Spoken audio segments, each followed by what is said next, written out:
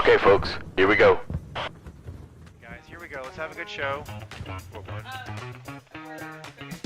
One B, stand by. Okay, Yeah. Yacht, Yeah, take it. take it at midfield. Take Just go it. right now. Go to camera 3. Can 3. you Go to the get perfect, just like that. I'll just go ahead. Yeah, graphics 2 is going to be up for the first. Okay. Go right now. Go to camera 3. Go. Yep. Can you Go to the get perfect, just like that. No music. I'm going to hand to Q, Sophie. Wait for it. Wait for it. Wait for it. On radio in the Canal Zone. All right, guys, mic check. Go ready. Okay, Ricky, mic. Yep, I am ready. Wait for it. Wait for it. Willie, mic check. Yep, let's go. One B, stand by. 10, 9, 8, 7, 6, 5, 4, 3, 2, 1, and okay, and go. Lo va a pitar aquí. ¡Que lo pite el árbitro! ¡Lo va a pitar Ricardo Somos! ¡Pita el árbitro! ¡Se acabó el partido, Ricardo! ¡Se acabó el partido, Ricardo! ¡Se acabó el partido! ¡Vamos al mundial directo! ¡Vamos al mundial directo! ¡Vamos al mundial directo! ¡El sueño se cumplió! Guys, that is a great scene from Tuesday night, but it is Friday night. It is 8 p.m. Eastern time. It is 5 p.m. Pacific time. It's 8 p.m. Canal Zone time. It's Happy at the Balboa Yacht Club. Ricky, happy Friday, man.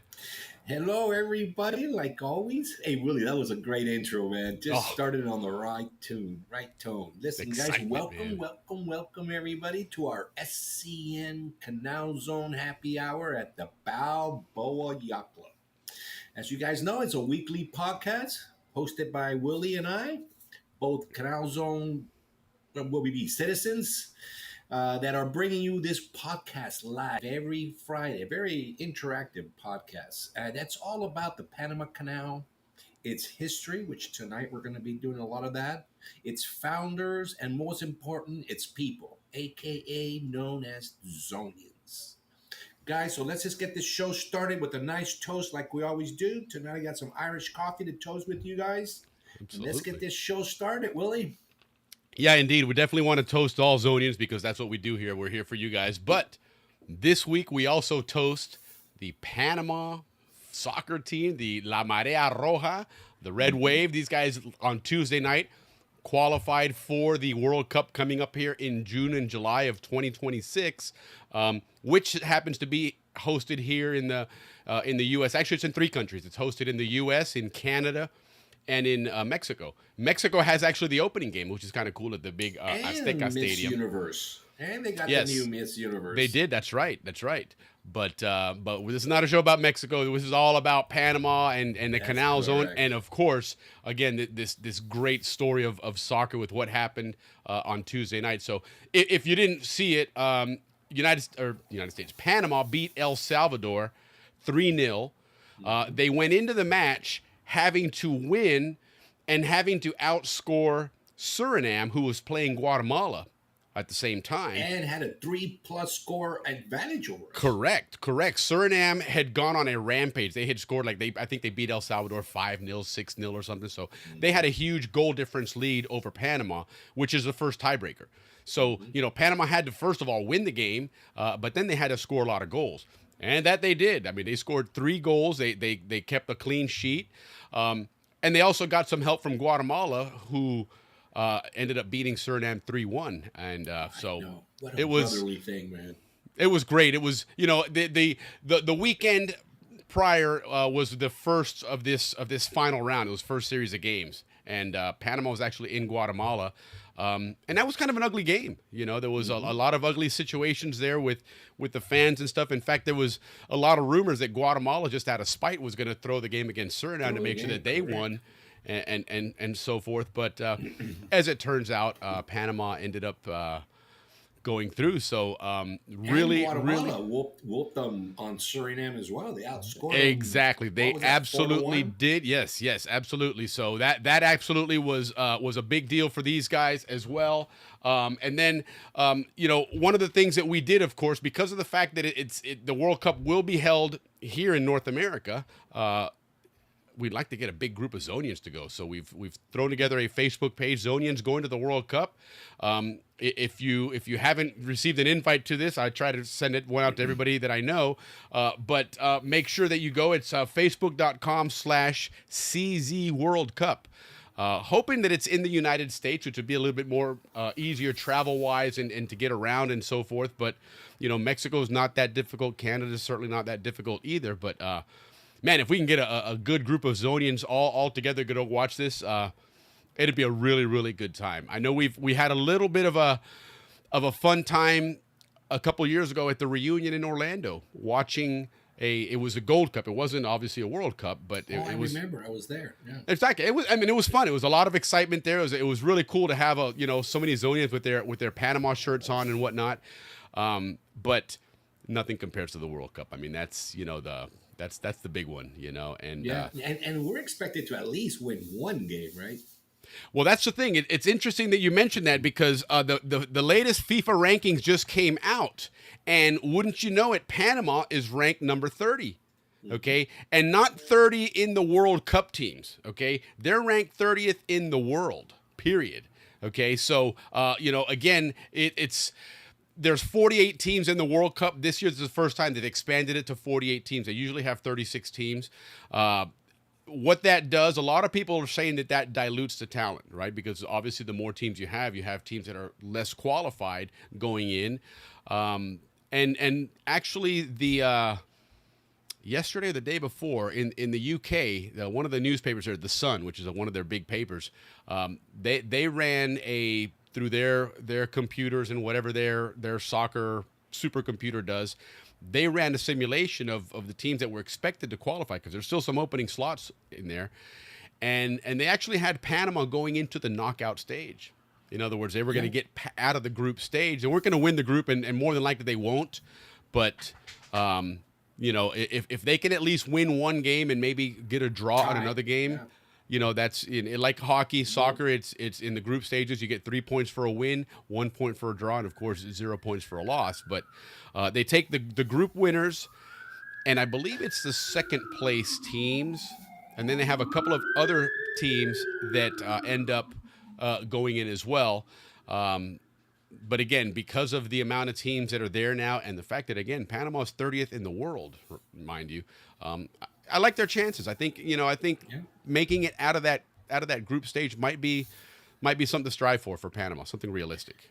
And Willie, this is the World Cup where they increased the number of teams to, was it 48? To 48, correct. 48. So that's what I mean. It's when you open it up to more teams, you're obviously letting in other teams that are less qualified, right? And so another interesting fact, for what it's worth, Panama was the only Central American team to qualify.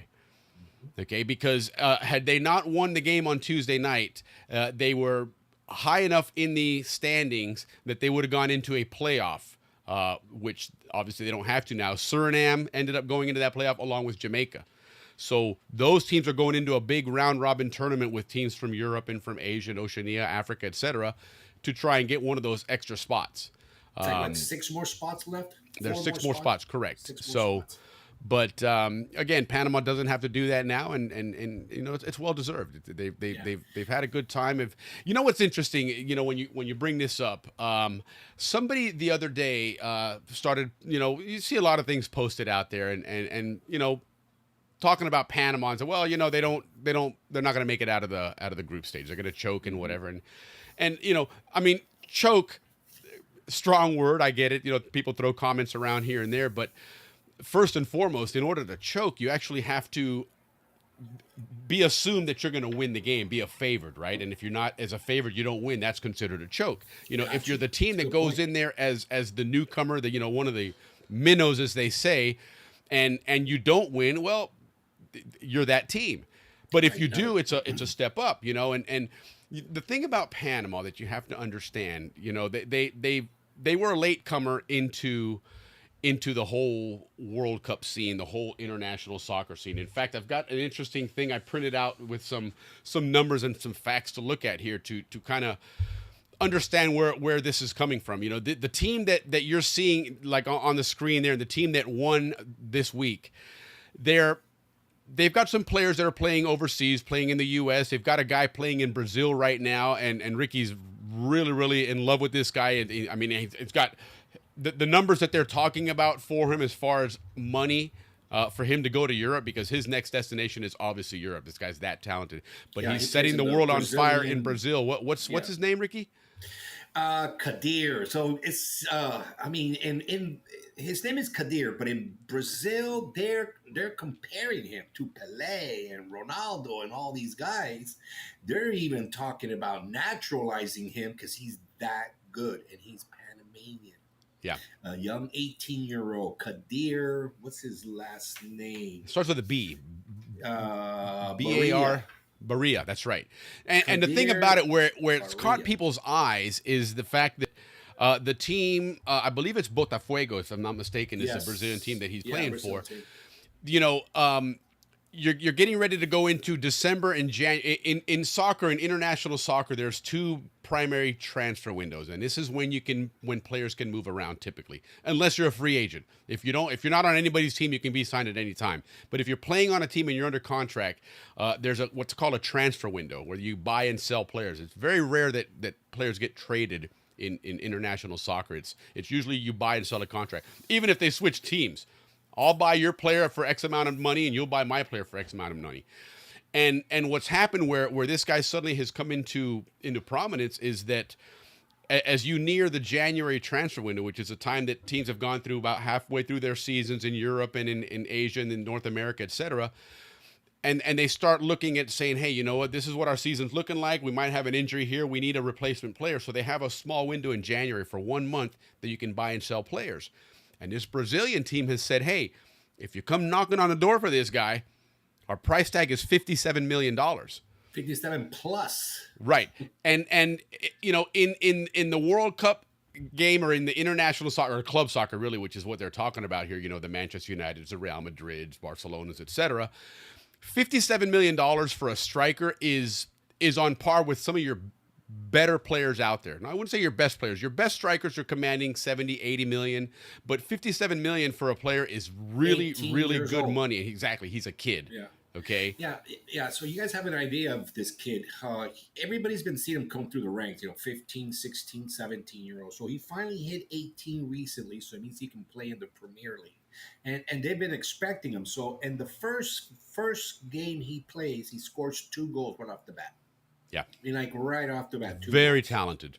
Yes. Very, very talented. Yes. And so it's interesting to hear that. And then he's from Panama, Okay. So he'll be on our team in the World Cup. which would be fantastic to see him be. And that's the place where these guys will go to showcase themselves, right? This is where these guys are going to go there and hopefully have a fantastic World Cup, and then all of a sudden players line up. There was several World Cups ago that a Colombian player named James Rodriguez, this is where he suddenly came on the world stage. He made some spectacular goals, one against Mexico. It was just a beautiful, beautiful goal. He hit it off his chest. He volleyed it in the air from way outside of the box, and just a fantastic goal.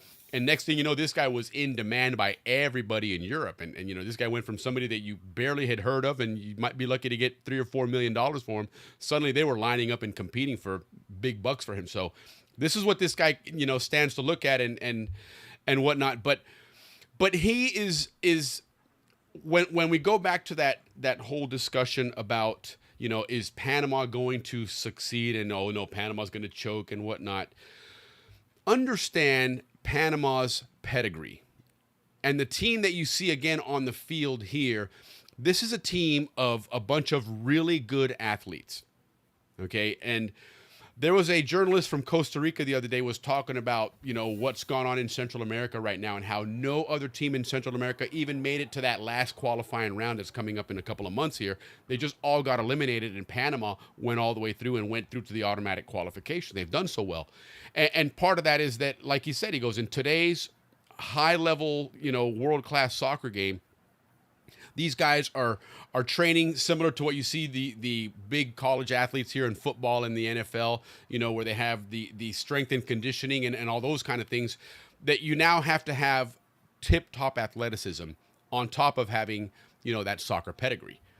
Now, does that soccer pedigree exist in Panama? Not yet. Okay, it's developing. Soccer in Panama is in its infancy. I mean, that's what I was trying to explain to somebody when we were chatting on Facebook earlier, was that, you know, a lot of your other world-class teams out there, when you see those guys out there playing soccer and you start following and watching them, you realize that their dad played prior to them, right? They played in leagues and they've been around for a long time, and they understand the game from like 3 and 4 years old. They're already kicking a soccer ball. They're already understanding even some techniques and things that you and I don't necessarily understand.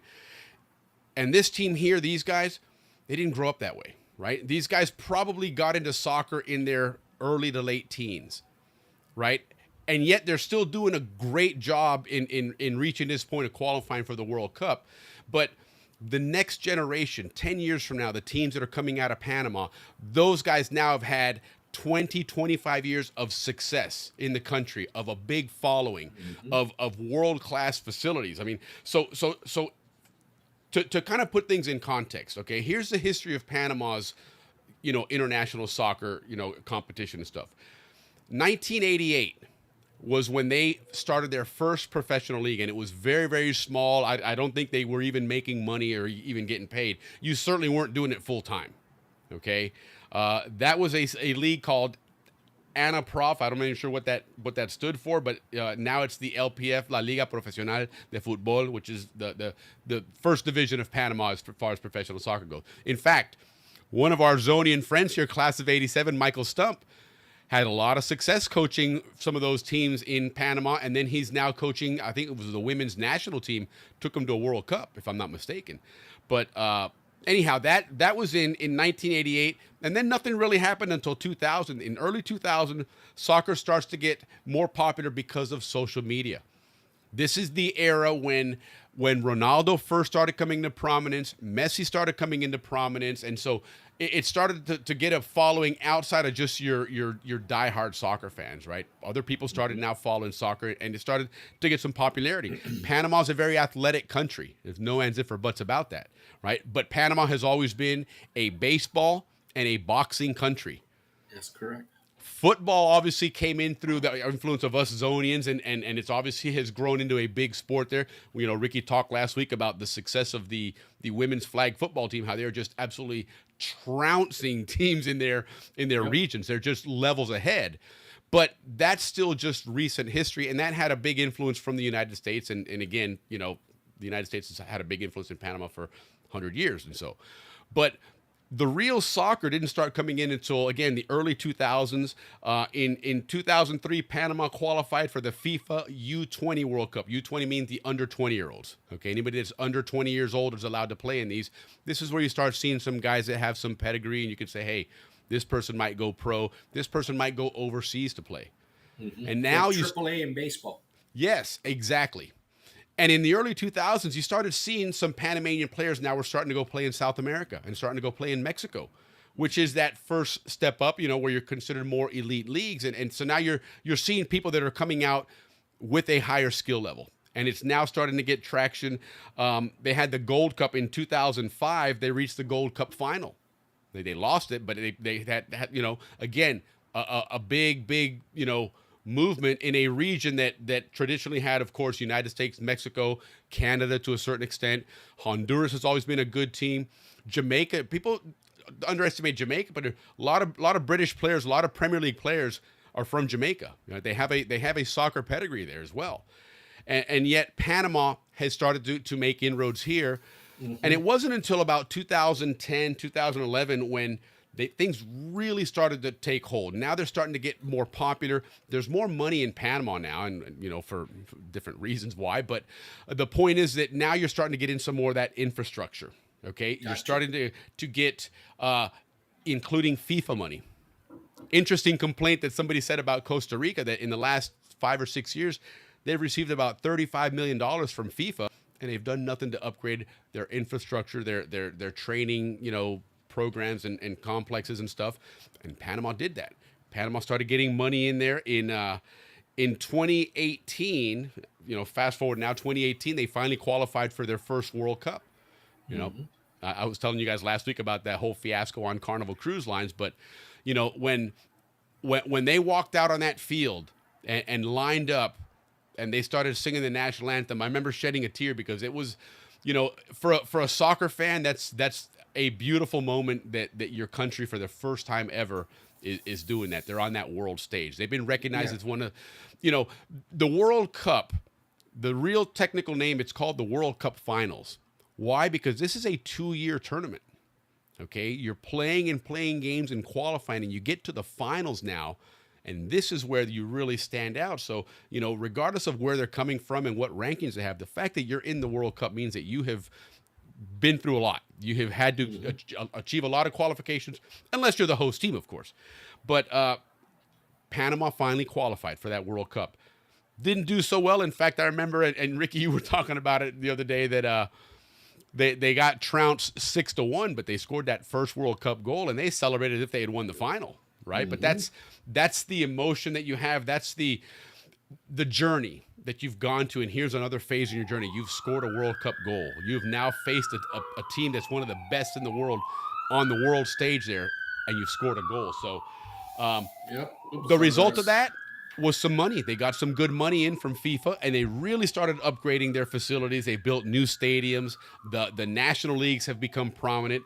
They started actually bringing in some players from some other countries in Central America and even in South America to play there, which again, they're starting to take hold and be recognized even in the club tournaments. So the last probably 7 or 8 years, Panama has now been recognized as a legitimate soccer country. Right.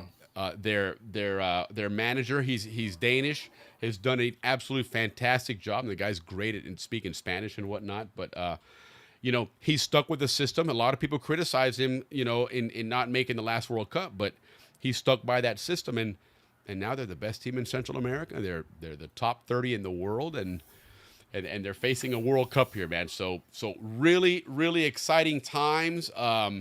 I'm really looking forward to what's going to happen there. We're going to stay on this, guys, for the next, 5 or 6 months, and until we get closer to that World Cup. Again, December 5th, in 2 weeks, 2 weeks from tonight, is the World Cup draw. It'll be done during the day, of course, so by the time the show comes on, we'll already know, but we'll have something to discuss here. We will know then who Panama is going to face, and more importantly, we will know where they're going to be playing, because, again, one of the things that we want to do, guys, is have a big group of Zonians get out to that World Cup and to support the team, right? Mm-hmm. I looked at tickets. I signed up for tickets to get on there, but tickets are brutally expensive, okay? That being said, just being at that city where the team's going to play, they have huge fan zones. Think of it like a Super Bowl, right? Where you had a bunch of fans travel to that city to go watch their team, even if they don't have Super Bowl tickets. But they still go and hang out with like-minded fans, and so ideally if we could get a bunch of Zonians to go to one of these cities and hang out for 3 or 4 days and party. And who knows, if we happen to be near the Panama hotel, we maybe, get to see these guys and everything. But I think it would be an awesome time. I think it'd be a lot of fun. And again, it's exciting times for us. Panama's in the World Cup, man. It's I'm geeked, as you can tell, man. I love soccer. I'm happy. Speaking of happy, let's say hi to some of our viewers. Yeah. It's a bit long-winded on that one, but let's start from the top here. Leaf Wapenamon from Panama, who has now qualified. Yes, indeed, we have. Absolutely. Hey, Mark, good to see you. Welcome to the weekend. Yes, love welcome to the weekends with our bar show here. By the way, guys, next week, Mark Cicero, we're going to debut the Christmas song. He's got some Christmas songs that he created here that we've had a lot of great photos sent in from Zonians on your Zonian Christmas. So looking forward to premiering that video here. That's going to be a lot of fun. Vern, good to see you. Vern was helping us out as giving us our Atlantic side coverage last week. So good to see you back here again. Thank you very much for that, Vern. Ricky, close your windows. It's good yes, to learn about the other side. It is. It's a big part of the zone, And even if Mr. we Jeffries beat them up here from LAX, okay, right on the other side of the country. Go Knowles. There you go. Hey, Juan Thompson. Hey, listen, guys. Juan Thompson. For what it's worth, Juan Thompson does tours. Okay, he does tour guide work here. Let me show you guys something. He sent me a message here, and I'll just throw it up on the screen. You guys can see it there. Let me move this. Can I move this window here? No, I guess I can't, but we'll take down the comment here in a second, just for a moment. And then I'll just move myself. There's all the things that we do. Look at this one. Aquí está, papa. Okay, so Juan Thompson, if you guys are going down to Panama, especially for the Canal Zone reunion coming up here in January, but at any other time if you're going down to Panama, Juan Thompson, you know, obviously he's from the zone. He's a fellow Zonian, class of '87. Panama Custom Tours, okay?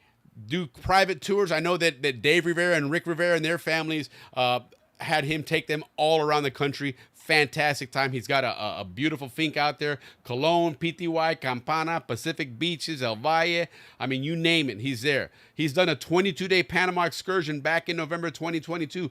Almost 6,000 kilometers were driven. Okay, so there you go, guys. Most of us have not been back to Panama since we left in the old Canal Zone days.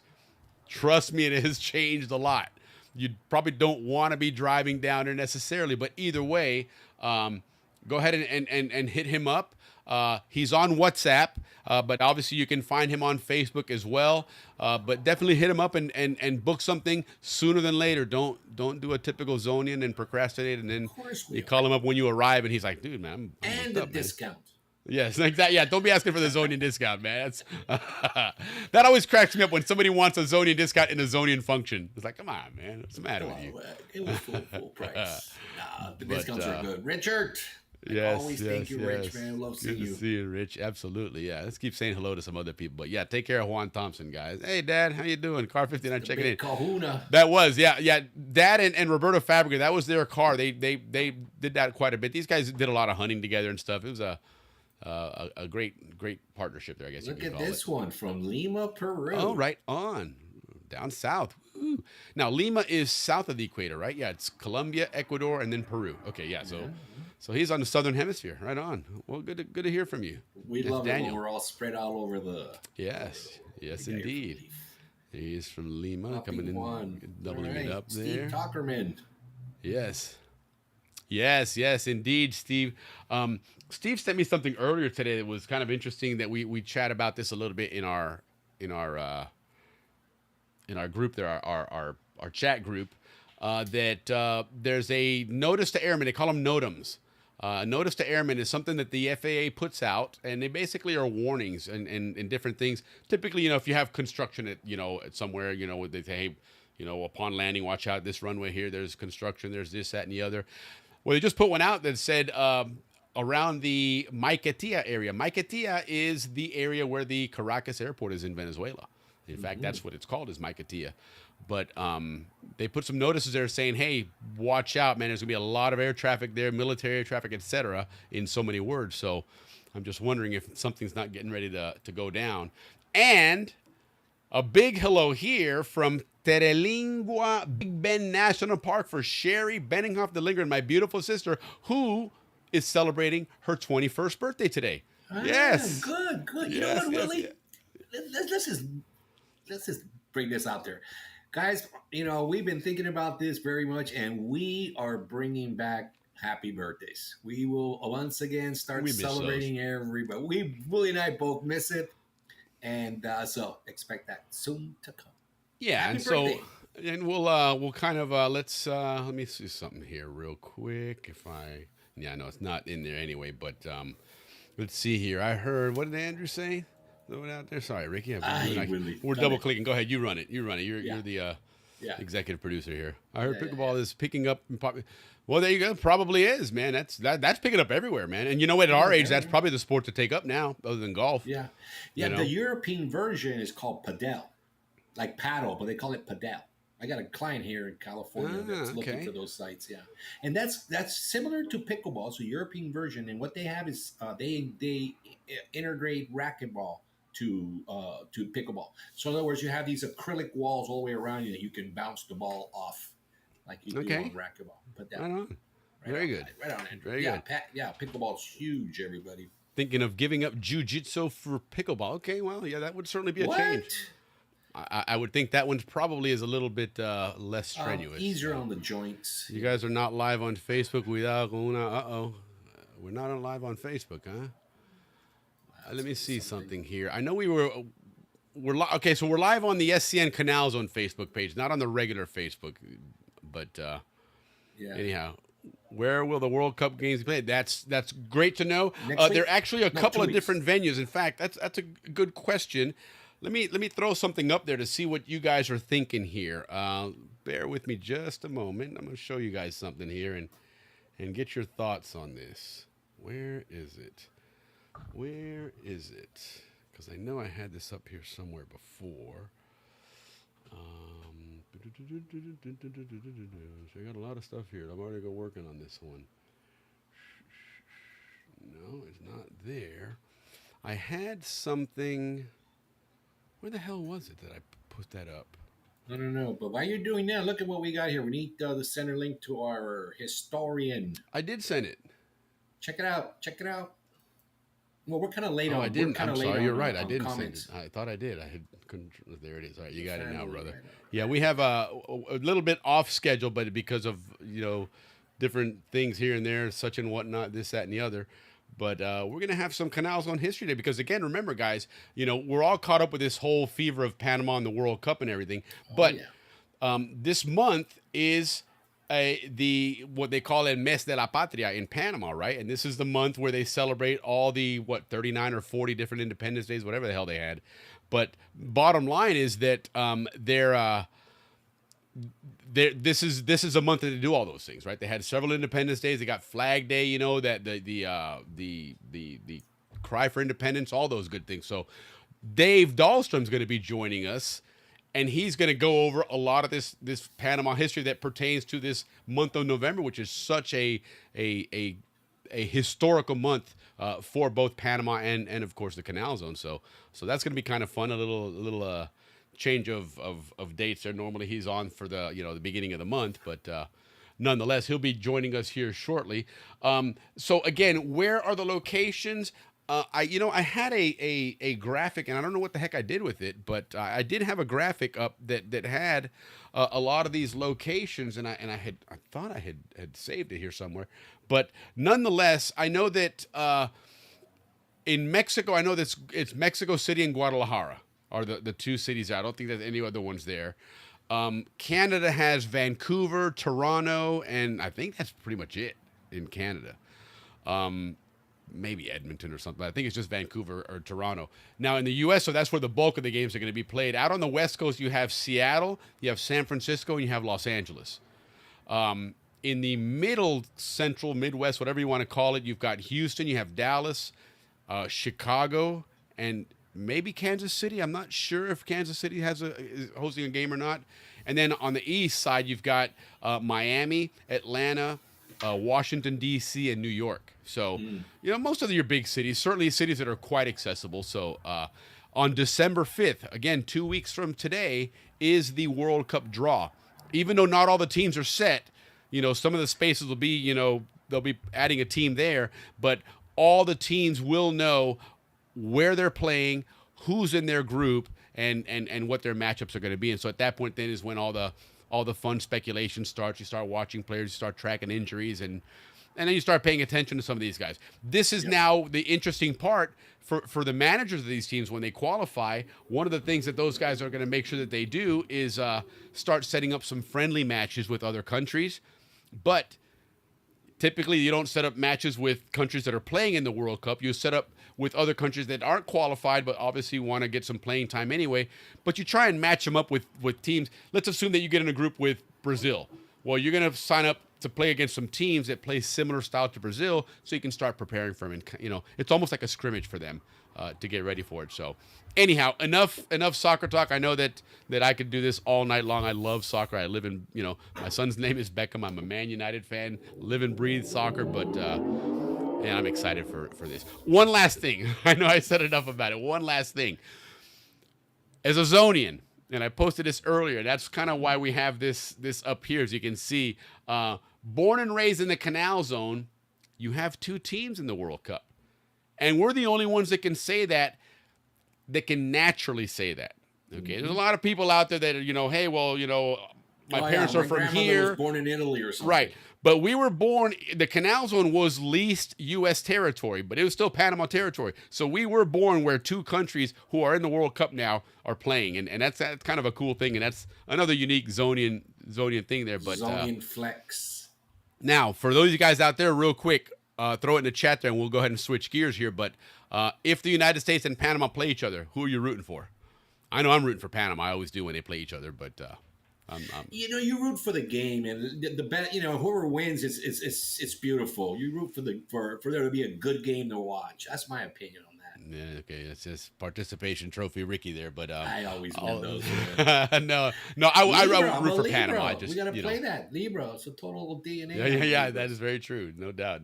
You hit that on the head. But anyhow, so that's our soccer talk. Yeah. Again, really excited for what's to come here. You know, the World Cup is a great time there. If you want to stay informed, especially with this Canal Zone group, don't forget facebook.com/CZ World Cup is the Facebook page. Go ahead and join it and follow. We're going to have stuff on there all the time about it. Certainly when we know what teams are going to be where, we'll start making plans to try and get a big group of Zonians out to that city and root for the teams together. But anyhow, that's my soccer, man. Ricky, what do you got, man?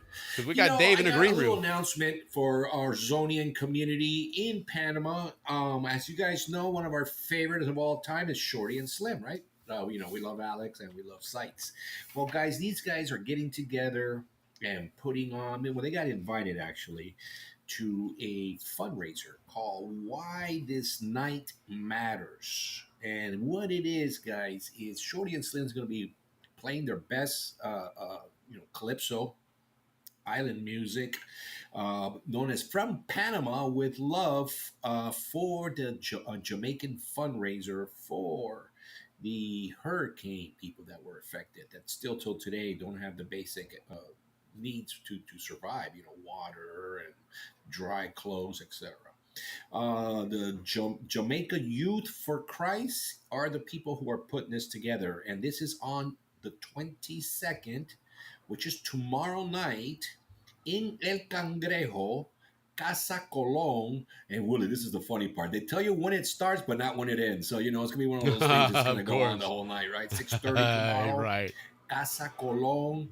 It's a good, very good deal to see both Shorty and Slim and to donate a little money to the Jamaican relief. Oh, right on. So, yeah, so it's going to be music, culture, unity to raise direct relief funds for those affected. So Nice. that's what we got.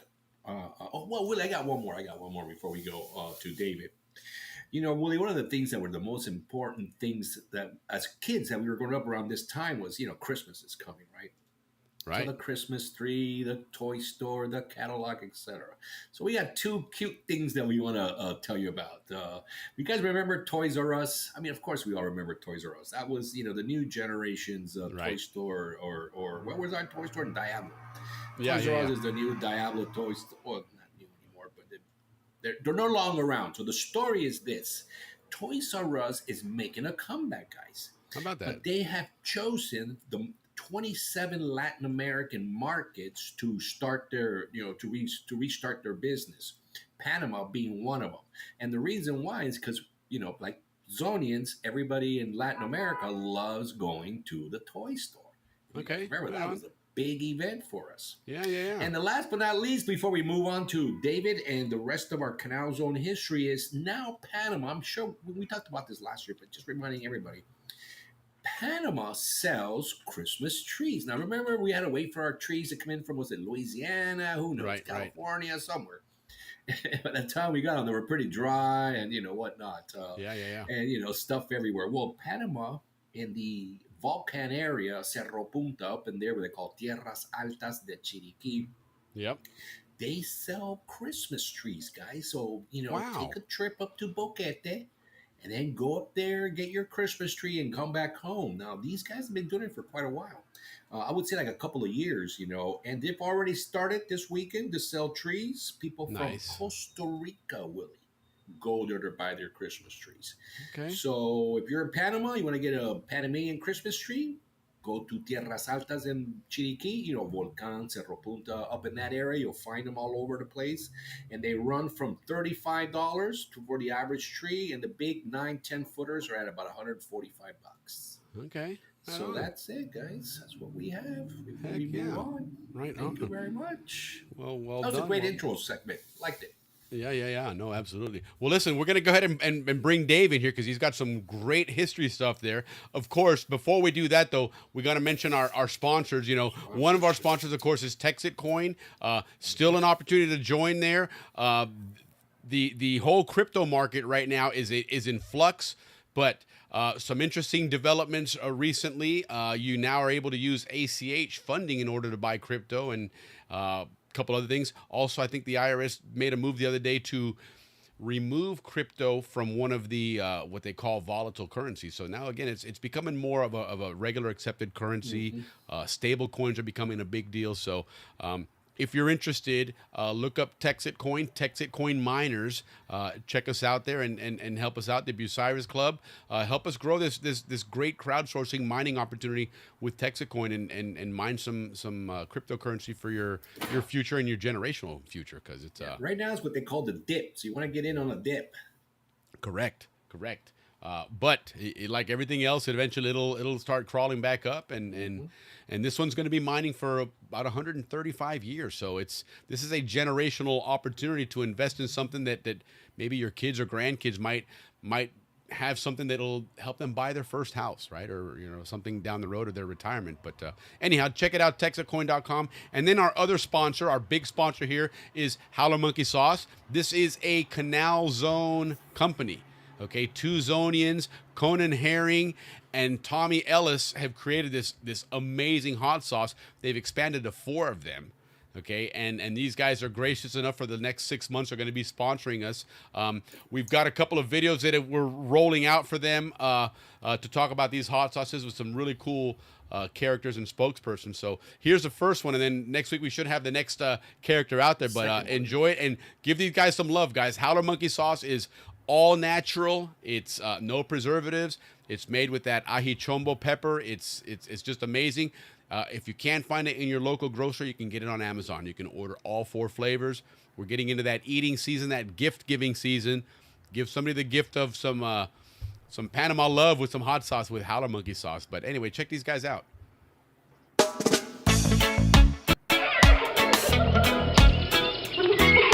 Howler Monkey Sauce sent me to the jungles of Panama in search of their new spokesperson, and let's see if we find them.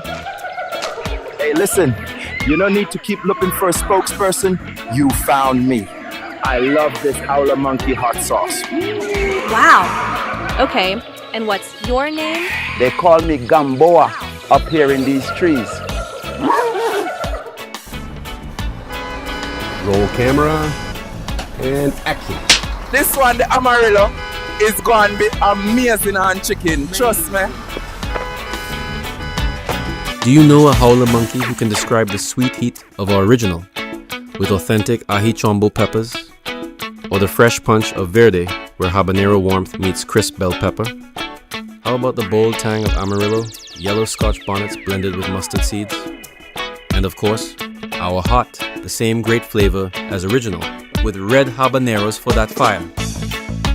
Our sauces are all natural, no preservatives, gluten-free, pure flavor and pure fire. Are you the next Howler Monkey spokesperson?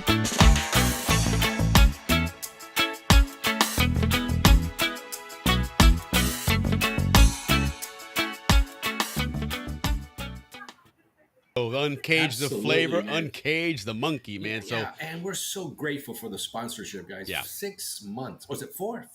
6 months. Yeah, 6 months they agreed to sponsor us. So very, very appreciative of that. Yeah. And look, listen, guys, before they jumped on, I've been talking about this since the beginning, because I absolutely do love this hot sauce.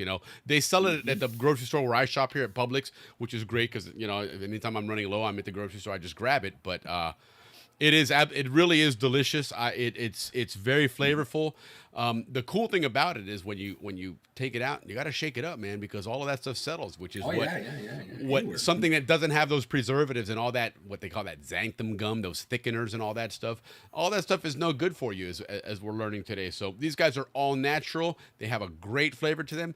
And it's a couple of Zonians, man. We can certainly support a fellow Zonian in their business. So definitely check them out on Amazon. Just look up Howler Monkey Sauce and feel that heat, man. So and thank you for the sponsorship. As you can see, our background, that's what that stuff all pays for. Yes, and it's indeed. a very stable night, Willie. I hope I don't jinx it. It is. So far, so good. Fingers crossed, So fingers crossed, yeah. But anyway, Dave Dahlstrom, how you doing, man? Middle of the month here. How you guys doing, man? Don't ever ask me to do this again. I know, right? No, I thought when he said the 21st, I had 3 weeks. Yes. And all of a sudden, here it was. I can't do this in 2 weeks. I know, right? Well, especially with this month, there's so much going on this month. Yeah, there's a lot going on. Fortunately, I had a lot left over from last time that I didn't get through, and I even pared it down and still have 120 slides. We have a full house So here to watch you it's not in perfect order. I didn't have a chance to get it in perfect order, so we might take a little detour now and then. But I'm going to try to keep us on track. And before we do that, I want to say I think they have the Howler Monkey hot sauce at the Firehouse Subs here in Maryland. Oh, right on. Yeah, Look at that. I've seen it at and we just places. And they always have like 20 different hot sauces and then they have them rated between like 1 to 10 on the hot, and then you put it on your subs. Heck yeah, right on. Yeah. And that cheering we just heard was somebody just bought us a beer. Thank you. I think I know who it was, but thank you so much for doing that. We really appreciate that. There's a, well, let me see. Is it on there? With this new screen set up here, we got to work things around here. But yeah, there's that QR code there. So definitely if you want to help us out here and buy us a beer, scan that QR code and, yeah, and buy a beer for us here to help keep this show going there. And again, as you can see, there's the Howler Monkey on the other side there. Great stuff. This is that original, this is the Amarillo actually, because this is my favorite. They have original Amarillo, as you saw in the commercial, the Verde, the green one, and the red, which is, that one brings more heat. If you're not too much on the heat, avoid that one. But again, they're all really flavorful stuff, good stuff there. But anyhow, Dave, let's do your thing, man. All right, so just go to the agenda here. We're going to do a little bit of a recap from last time. Like you mentioned, this is Independence Month in Panama, and we started talking about the Panama flag. I had some stuff out of order last time, so we're going to recap some of the stuff that I missed on that. Right on. And then we're going to focus on Felipe Buenaventura. We've all heard of that guy's name. We love him, yeah. And I've always heard mixed things about him, but I was reading some stuff, the last couple months, and I'm like changing my opinion. Okay. Because when we do this show, I like to dive deep into these topics. Sure. A lot of the stuff you read, and even the stuff I'm going to show you tonight, you just get the one sentence summary of what happened, and not all the things that transpired to make that happen. You just get the results, but not how it's made.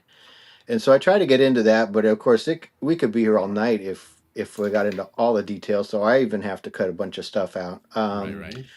And then I saw this article, and it was called Ripley. It was from Ripley's Believe It or Not. It was a radio show back in the 40s or 30s, and it was called The Man Who Invented Panama, and it had Buenaventura's picture there. And I'm like, how can they say that? How do they say that this guy invented Panama? I mean, and so I read it, and I was just shocked about this man's career and all the things that he did kind of behind the scenes. Right. Mm-hmm. We've been studying that, Willie and I. They all came together at the right time. Yes. And a lot of it is, it's a lifetime of connections, and it's being at the right place at the right time, and meeting people and have other people talk to other people, and it just kind of serendipitous how it happened.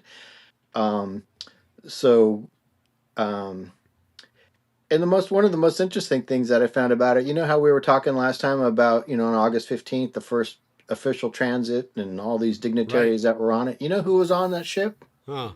Buenaventura. It would make sense.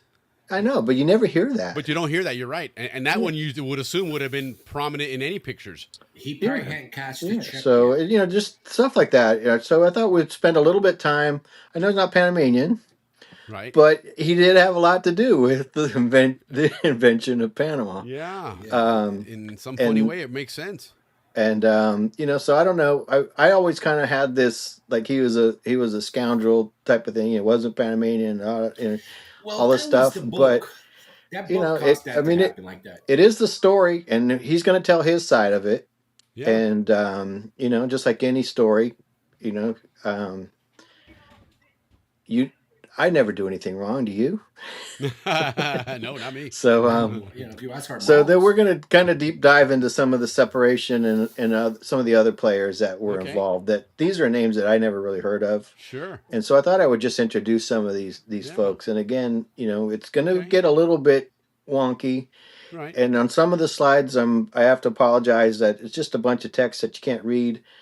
But it's the only way I can see my notes. Right. Is to put it on a screen, because like right now when I'm looking at the phone, it's a postage stamp. I can't read anything. So and I can't memorize all this stuff. I'm sorry. Right. But so the third slide, I guess, is I'm calling it the timeline for the Canal Zone. Okay. Because up until this point, there was no Canal Zone before. Right. They weren't calling it necessarily the Canal Zone. When the French were doing it. Right. But but the first French company, we talked about last time, Lucien Weiss, he went to Colombia and he actually took Amador with him, and they negotiated the Weiss concession, which basically was a private French company. The French Canal Company was given the rights to dig a canal, and they were given until this was in 1878. And they were given until 1893 to construct that canal, just like the Panama Railroad was given a certain amount of time to construct the railroad. And their concession said they were going to build the railroad all the way out to the Causeway Islands. And if they didn't do that, they'd have to pay $20,000 a year for every year they didn't do it. And they didn't do it for 10 years. So they paid $200,000, which is, in those days, that was several million. A lot of money. Yeah, it sure is. No right. kidding. But what they ended up doing was renegotiating that to build the wharf in La Boca.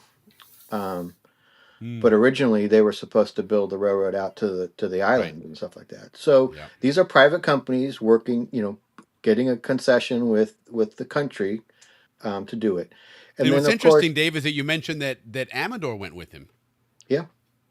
Well, he was the lead man before Buenaventura. They had sent him to Washington before. Well, Amador and a lot of these guys worked for the Panama Railroad. Amador was the physician for the Panama Railroad. Yep. That's amazing. These people are so intertwined in all that. Exactly. I mean, you start reading this thing and you're like, I never knew that. I never knew that guy worked for the Panama Railroad. Panama Railroad had a lot to do with this. Becoming a country, yes, absolutely. They really did. And, they're all tied back to New York. Sure. Well, when the most valuable company in the world is based in Panama, it's going to give it prominence. Yeah, and the first person they sent Guerrero when they went to the United States was to Wall Street before he went to the Capitol. He first went to talk to the investors before secure funds. Yeah, before the U.S. government. Yeah, we'll get into that a little bit. Not so much the Wall Street stuff, but the visits to the United States prior to November 3rd. Okay. But it's just basically it was just a couple months prior. Things happened pretty quickly. Yeah. Because the Colombians were still at war for a while. But anyway, the first lease that Weiss negotiated, it was 99-year lease, same as the Suez Canal. 99-year. That was Hong Kong was the same way. The British got Hong Kong for 99 years. We know that ended too, and it was $10 million plus $250,000 annuity to Colombia. To Colombia, not to Panama. So if they were going to share that 10 million with the 12 provinces, what do you get? $800,000. Right.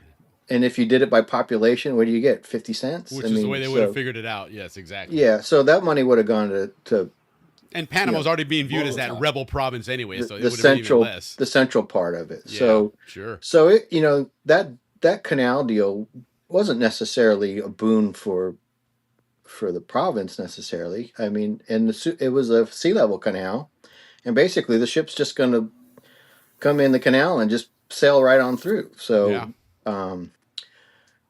but anyway, it was set up just like the Suez Canal was kind of set up to run a certain amount of time and stuff like that. So, this guy Lucien Bonaparte Weiss, and this is him at the French Plaza. There's a statue of him. Just so if you're ever down at the French Plaza, and now you know who this guy was. And the next picture is the one I took. He's on one of the pillars there, and so if you go to the next one, he's on the pillar that's on the far right, kind of at the bottom of the image.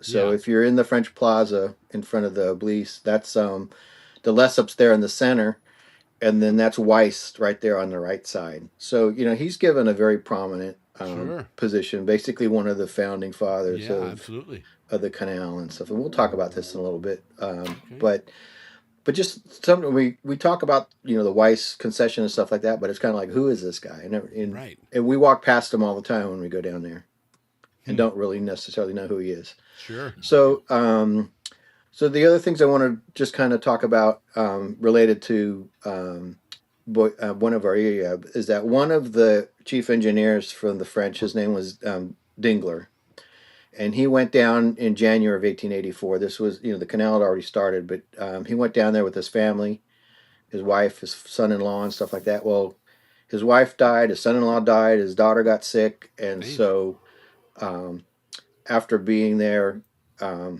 his family died. He went back to France in October of. I guess he got there in October. No, he got there in January of 1884, but he left in October of 1884. Okay. And then he was coming back in January of 1886. I can't remember. I may have got this thing wrong. Looks like I have a wrong date on there. I think he was there for 2 years. He went back in January of 1886 to Paris. He's all distraught. Okay. Sure.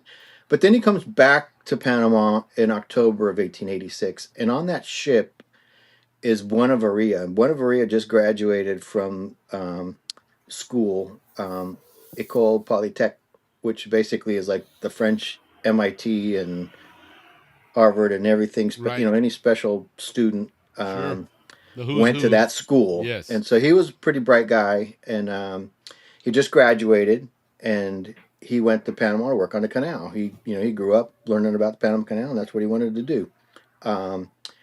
And they arrive in October of 1886, and he gets assigned to be the engineer to the first third of the Panama Canal, basically Pacific entrance to Culebra. And so that's just wanted to show what's going on. But in 1886, de Lesseps also comes to Panama to restore confidence, because around that time is when their bankruptcy issues start coming into play, and they're having problems. And so when Buenaventura gets there, he gets there just as things are starting to end. Right. So the next one. So this is 1886, and this is when de Lesseps comes down to inspect the construction. He hadn't ever been there since the groundbreaking that happened in 1880, January 1st, 1880. Right. So 6 years he never went there. He was just basically the fundraiser for this. And apparently the members of the French government and the Public Works Department and stuff were blackmailing the company. They knew that they were having problems and stuff like that. They weren't reporting it publicly, but basically this guy would say, "Look, if you don't give me money, I'm going to tell everybody you guys are failing." And heck yeah. And it was de Lesseps' son was working for the company, and the story is that his son didn't tell his father that they were being blackmailed and stuff, and they didn't learn about this until it went to trial. Huh. But he went down there. I mean, it's a pretty grand celebration that they had right there, and that's the Grand Hotel right there in Cathedral Square.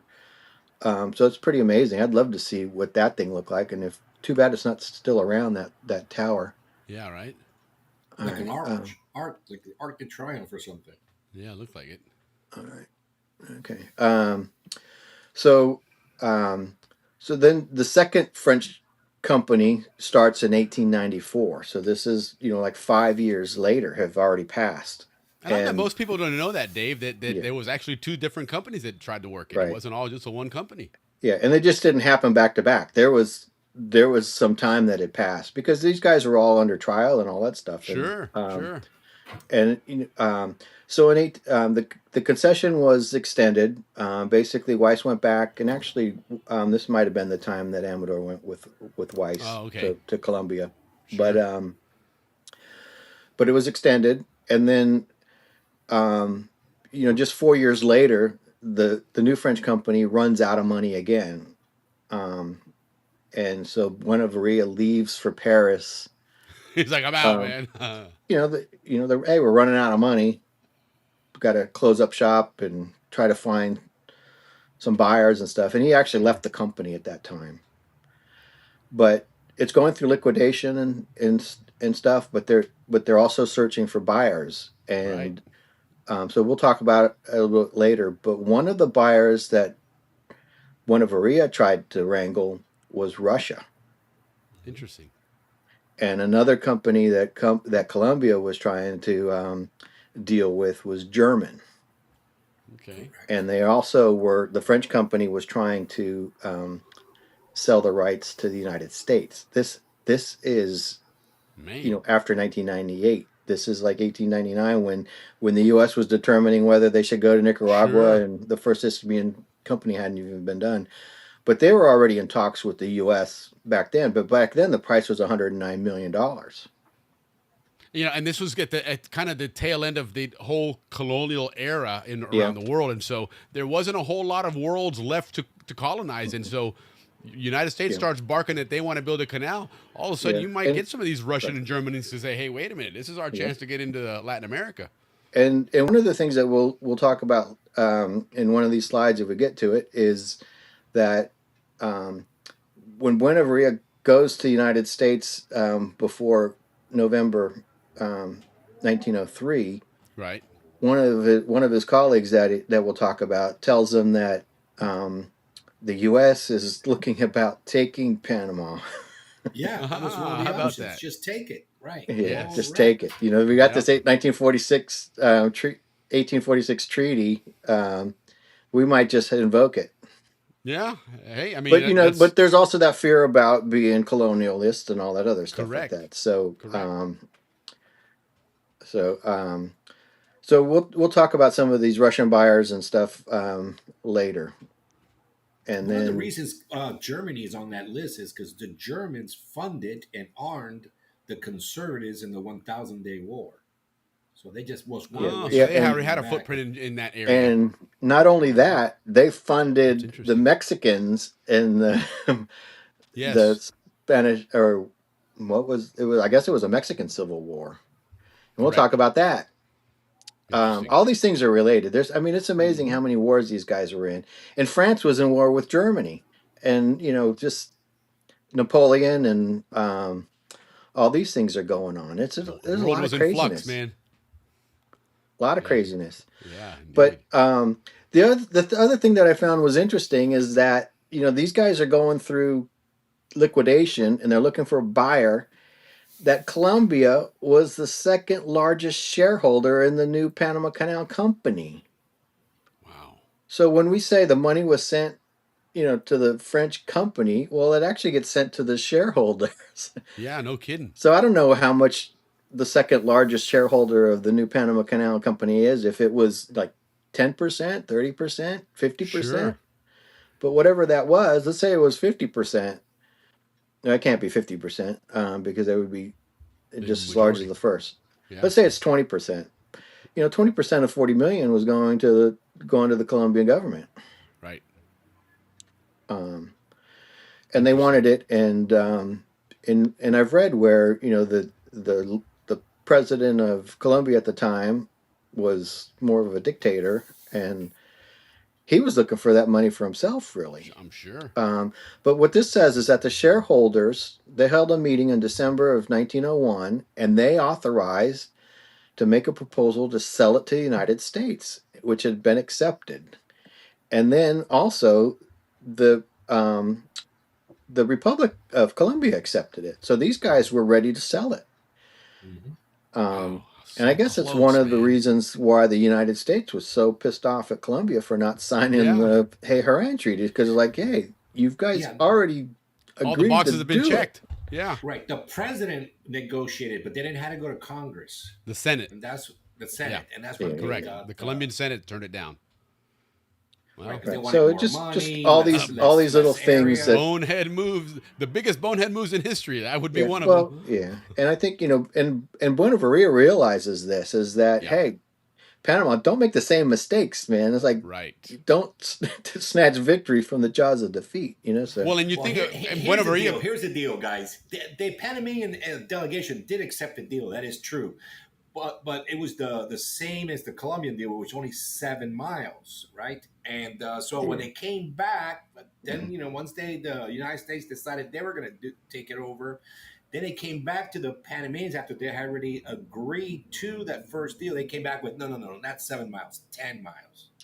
Well, but Buenaventura has a different story on that. Okay, yeah, similar. And we'll get similar to that. But different. I know that the money was also different. And I have to imagine at this point in time, Buenaventura understanding everything that's going on and seeing what Colombia is doing and not doing. Right. He's probably leaning towards Panama going, listen, this is a small group here. We established a country here. There's no Senate there. We're not negotiating with 500 people. It's 2 or 3 people. Yep. Much easier. It wasn't 2 or 3. It was 2 groups. It was the merchants that were always in Panama. Yeah, but Ricky, you had 4 or 5 people that were representing all of these people, and that's who you were negotiating with. You didn't have an entire Senate and an entire Congress and stuff to deal with. No, because there was no Panamanian. That's my point. And that's what I think Buenaventura saw and said, hey, wait a minute, man, let's lean towards Panama. It's going to get done much easier because you've now hit how many roadblocks with Colombia now? Yeah, and they're probably getting tired of it. Had a military too. Panama did it. Right. So all right, so let's move on. Different topic, but similar. We've already talked a little bit about it. The French Plaza. I learned this about the French Plaza. Oh, right on. I've heard it called Plaza de Armas. I've never heard it called Bastion de Chiriquí, but apparently that was the French Plaza that we know was designed by Leonardo Villanueva Mayer, and it cost $35,000 Balboas in 1921, and it was inaugurated after they installed that obelisk in the middle, and on the top of it is the rooster, which is symbol of France, and and then you can see the bus, and we showed some pictures of the bus. One of them is Lucien Weiss, another Pedro Sosa, and Ferdinand de Lesseps, and there's a couple of others that are there. But in the middle of that monument, there was a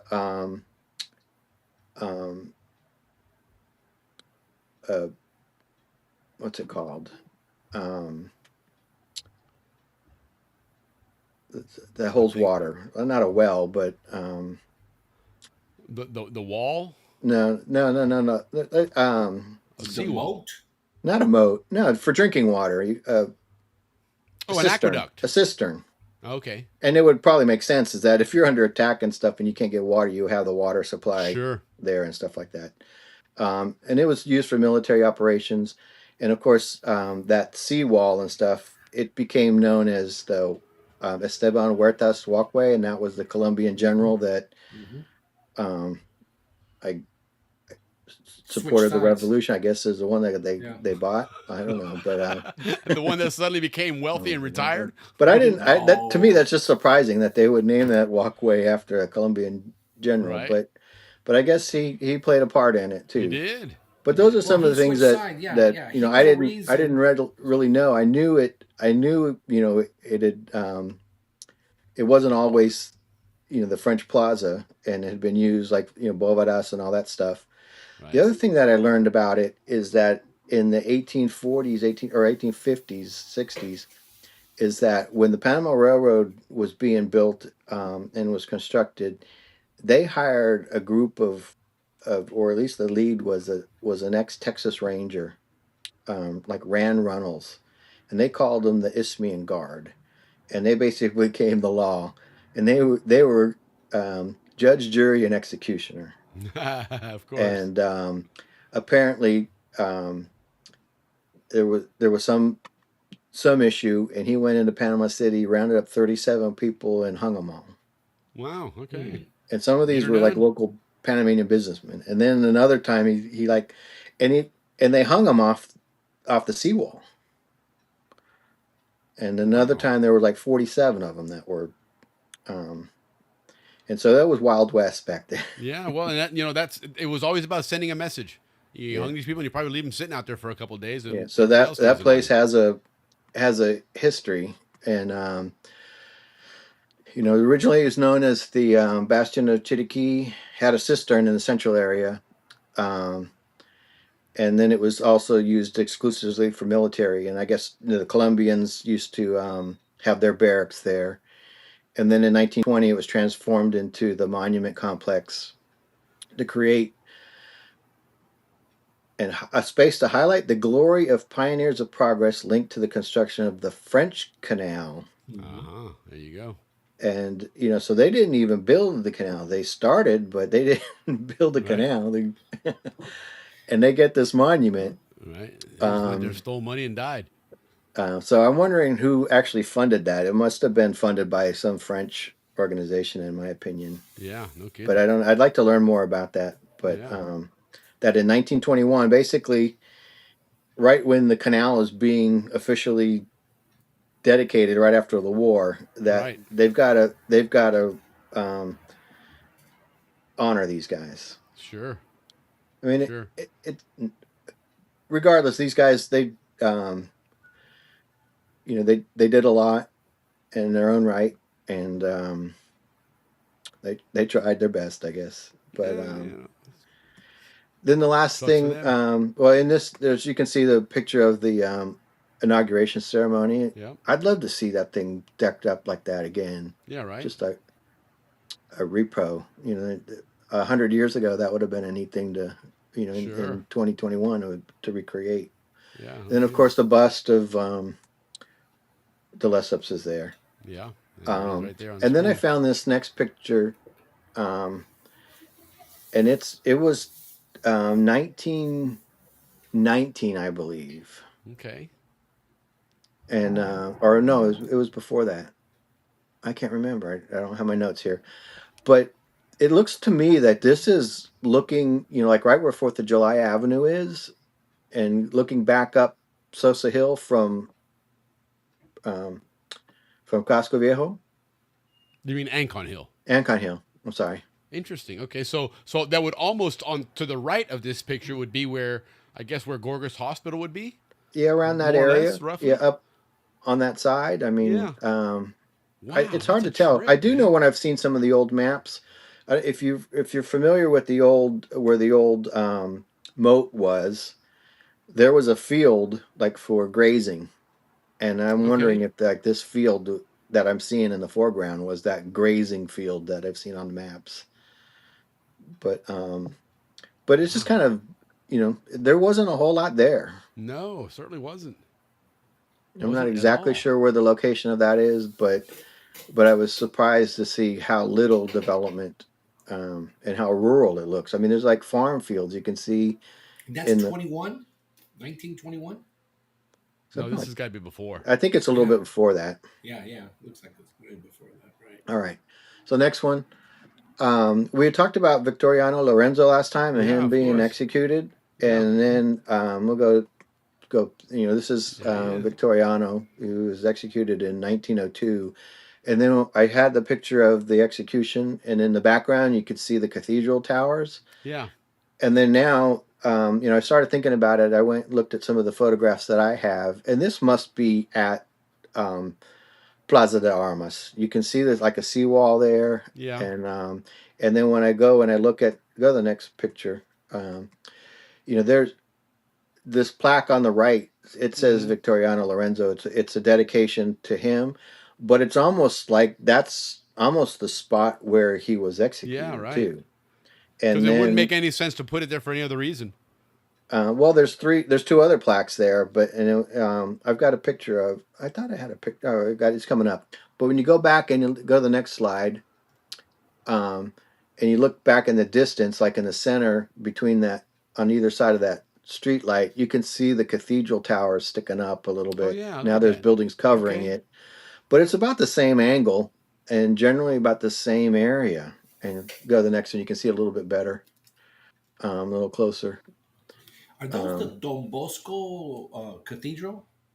Is that what we're seeing in the background, Don Bosco? It might be. You know, how you mentioned that. Is that the one on Cathedral Plaza, Don Yeah. Bosco? Oh no! That's not the one on Cathedral Plaza. You're right. That's a different. Don Bosco's down. It's the one that has all the oyster shells on the. Yeah.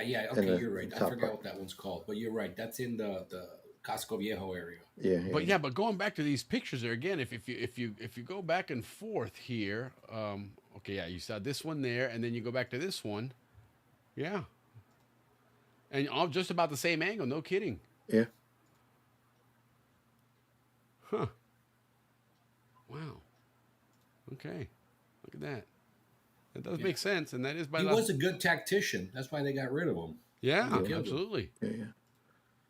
Okay. So then I took this, and so it's probably, and that's just a few feet from that where the snow cone yeah, right, vendor is, and so it that even though it doesn't say here's the place, it's somewhere in between there, I think. It would make sense. I mean, so just the next time you're down there, just know where you are and what happened in those areas. Sure. All the, you know about the prisoners that were kept on the Balboa, but I never knew about the townspeople that were hung off the edge of the seawall, and some of those other things that happened. Probably many other things happened there too. That I don't know. Then the next thing I found was some pictures of these old pesos, Panamanian pesos. So these would have been the currency that was being used right until independence. The US dollar. Yeah. Yep. So 1903. Yeah. And what's interesting, if you look at the bottom of it, if you can see the writing on there, it says Compañía Americana de Billetes de Banco Nueva York. So that's where they're minting these things. So even if it wasn't a dollar, it's still all the U.S. is still involved there somehow, even with their currency. All right, and the next one is a $5 note. Okay, look at that. Banco de Panama, and it's got the ship and the train. The train, the railroad, yeah. On there, and the same man's on the picture. I'm not sure who that is. Antonio Banderas. Could be the governor, Obaldia. I can't read it. Let me zoom in. Antonio, let me see here if we can zoom in. Placas. Placas, something like that. Yeah, okay. That is, yeah. There was a Lacas president. Well, this one with a P. It starts with a P, it looks like. Sorry. Placas. Lacas. So I have to look them up.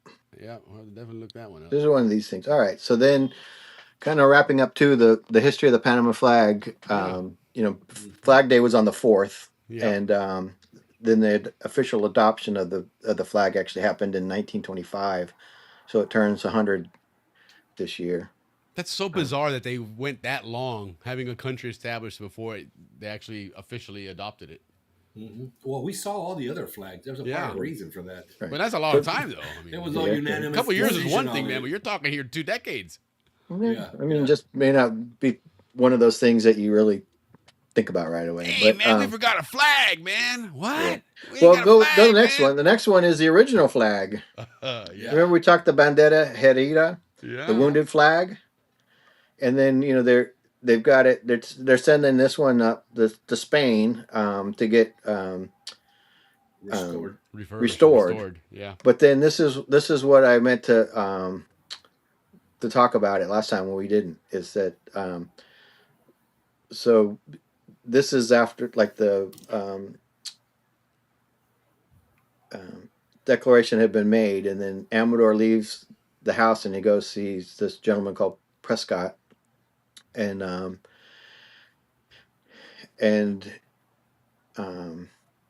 basically I guess they went and they approved independence, and then the Panamanian population was celebrating with music and fireworks, and a revolver shot the newly released flag as it passed by. Of course. So that hole in it is because people were partying and celebrating, and they shot the flag. So I don't know what it is with Panamanian and flag. And that was the first time that the phrase in Panama was uttered, "Eso te pasa por ahuevao." And it continued to go on from there ever since then with the hole in the flag. Yeah. But oh, but anyway, that's why it's called the wounded flag. Is it got shot by the partiers, the revelers. So they're super excited. So accidents happen. So this is Amador and his wife, his second wife, and children that he had with his second wife. I don't have pictures or anything of his first family, but this is a story that his eldest son from his first marriage, Manuel, talks about. And one of the comments that we had last time said that Miss Amador is the one that made the flag. Well, she's the one that sewed the flag, but this is the story that that the son is telling. And he says that he was at his father's house with Maria. I think Maria was the wife of Amador, and they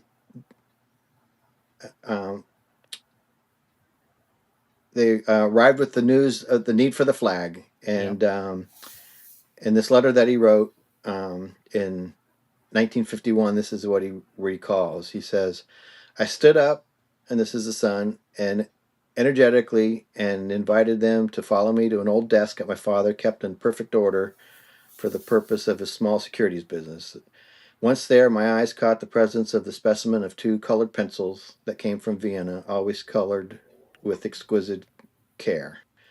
And then this desk, the next slide,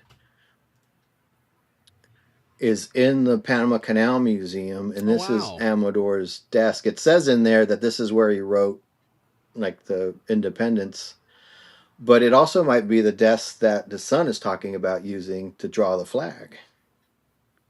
So I don't know, but if it was his desk, I can't imagine he had a bunch of desks sitting around everywhere. Yeah.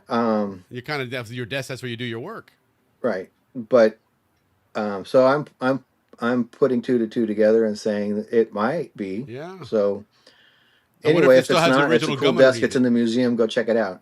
Nice. So he took that pencil and a sheet of white paper from the drawer, and he drew a vertical line to simulate the flagpole. And then on the right, to simulate a flag, he drew an oblong quadrilateral, basically a rectangle.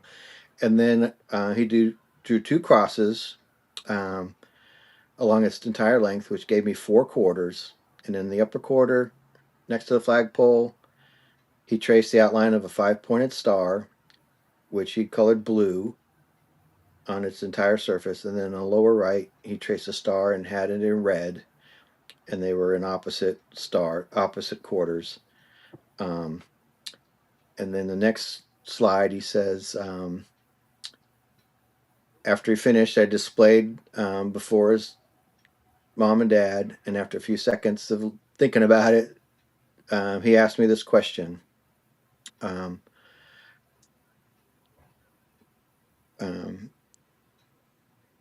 I have no concrete conception of the symbolism, nor even up to this moment regarding this strange creation. Perhaps we can squeeze out of its own meaning and attribute it to something it marvelous attributes. So it's kind of like, it's almost like random thoughts. Yeah, I don't know what to make of this thing.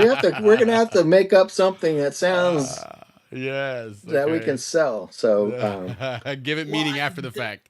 Yeah, no, the significance of the red and blue is the conservatives and the liberals. That's what they say, though. But according to the story, they didn't have anything. They're saying, let's maybe use that as a story. Then. Oh yeah. Well, maybe that's why till 1925 they probably finally. That could be.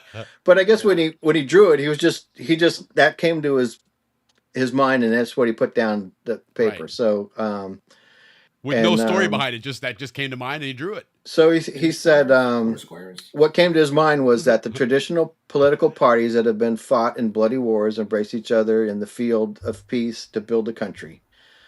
Note that there is not more of one color than that represents the parties than the other. So the red and the blue are equal, and almost twice as much white as those that add up. And the white, I guess, is supposed to symbolize peace. The blue symbolizes purity and honesty, and the red symbolizes authority and law that will enforce the rule of these virtues. Okay. So the blue was for purity, and the red for law.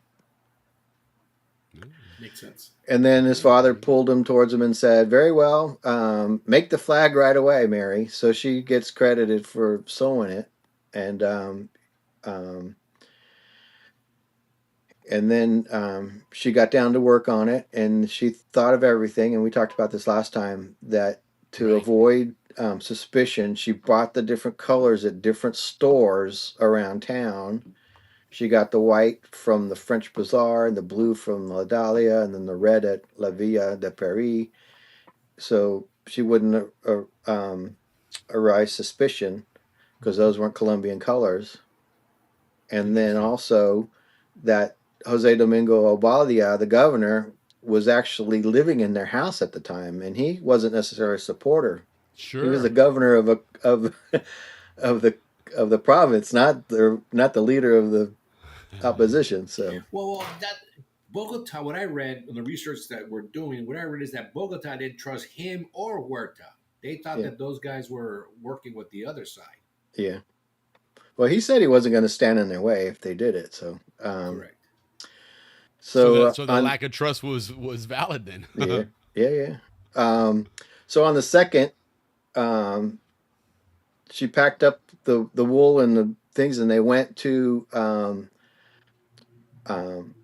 her brother's house, and it was located on Avenida Sur, I guess South Avenue, and on the corner next to the electric plant. I don't know if that's still there, but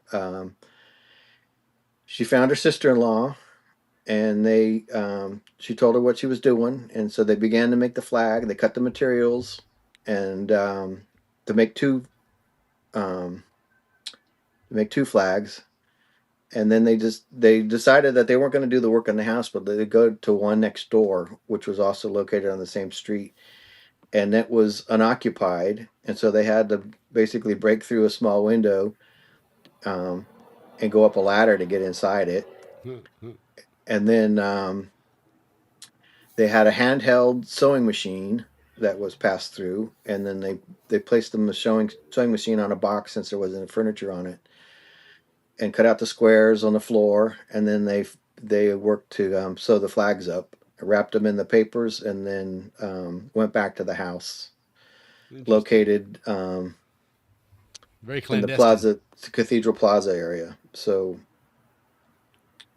that flag was made right there in old. So then it goes on, and we talked about this last time, that events moved quickly on the 3rd. They were going to declare their independence on the 28th, but things happened, and they had to do it a little bit earlier. Speed it up. And then the flag was baptized in the Plaza de Armas on the 20th of December. And we talked about that a little bit last time. And then go on to the next one. Going back to that ends my flag story, basically. Okay, interesting. Goes. But then going back to the timeline for the Canal Zone, the conspirators, there were a number of them, and they sent Beers, he worked for the Panama Railroad. I think he was like storehouse and stuff like that. But they sent him to New York in July, and maybe he was working with the people on Wall Street and others, but Amador was sent in September to arrange details for a possible uprising. I'm not exactly sure who Amador was meeting with, but it could be those folks that Ricky was talking about. I need to read the Amador book. And when he went, when when Amador went up in September is when he got involved with Buenaventura. So this wasn't something that was like pre-planned. They both were in New York at the same time, and well, and Buenaventura is probably by this point has established so many contacts there that he knew that this is going on here, and he needs to get his foot in the door here and make sure he don't miss out on his cut. Yeah, because we'll get to it, but he was in France, and he actually came to America, and he had been trying to sell the Panama Canal over the Nicaraguan Canal for many years. Sure. And he basically was told that he would be given a signal if like he was needed. And so he gets this call to come to the United States to talk to like the New York Chamber of Commerce and stuff like that. And he's like, "Oh, that's my signal." There it is. That's the bat signal. And so yeah, they were. It appears that they were working independently. I mean, Buenaventura was trying to make a sale. Sure. And then and kind of it seems like he kind of ran into, oh, I'm also going to help a country become independent. Right. But that's how I'm going to make my sale is making this deal happen. And I have to believe that there's rumors are starting to fly around in different areas, so they probably inadvertently were pushing each other because they're like, hey, before this guy cuts the deal with someone else and I'm out, I better get involved somehow. Yeah. So go to the next slide. So Buenaventura arrives in New York from France on September 22nd. So that's, just 2 months. I mean, 6 weeks before. Right. The Panama conspiracy was not doing well. The Colombians had learned of Amador's activities in New York.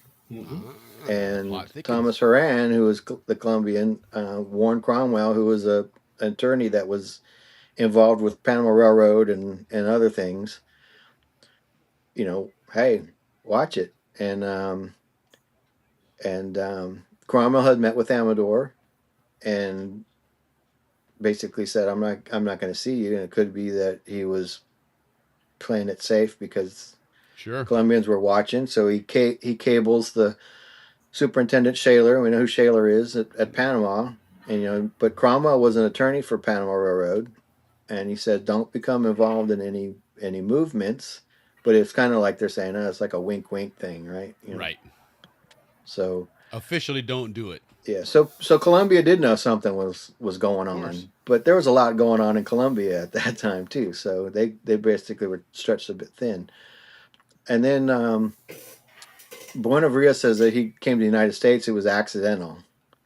And he denies that Cromwell summoned him, but his buddy Pavey summoned him. But so technically he was truthful. Cromwell didn't do it, but the guy that works with him did. Plausible deniability. Yep, exactly. So this guy who's reporting this says it's hard to believe that they didn't know because Cromwell's partner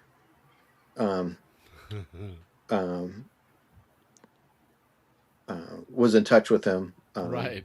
And this guy Joshua Lindo worked for the bank. Yeah, they all knew. But anyway, it says that.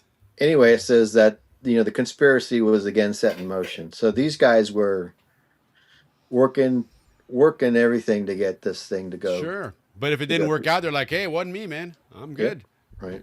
Make sure they covered themselves. So it says in many respects, Buenaventura was aptly suited for the role that he played in the revolution. He knew the geography of Panama. He witnessed the United States landing on the isthmus during the disturbance there in 1885. And we've talked about that in the past. The Pedro Perstown, they burned down Colón. Right. Well, and he stood to gain the most, so you knew he was going to take an active role no matter what. But he saw the U.S. troops come in and take action, and he actually witnessed Pedro Perstown's hanging. Oh wow! Because he was still there in 1885. Off the railroad, right? Yeah, I've seen the pictures. They strung the a line across the railroad tracks, and then they put them on the platform or a roof of a railroad car, and then they move the railroad car, and apparently had a very horrible death. But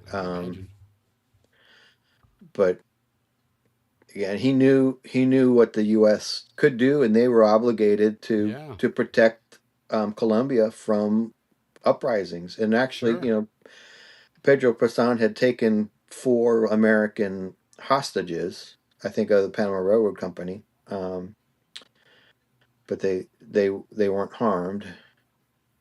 But it was, that they had, how many uprisings did they have? A lot of them. But it was a very tumultuous time in right, that. So let's go on to the next one. We got so many things to go through, but one of the other names that you'll hear a lot in these things is Francis Loomis. And Loomis was the Secretary of State or Assistant Secretary of State for President Roosevelt. Yeah. And so you'll see his name come up, and a lot of times he's the guy that goes back and tells Teddy Roosevelt what's going on, and vice versa. So I just put a picture up there so people would know who he was. Yeah.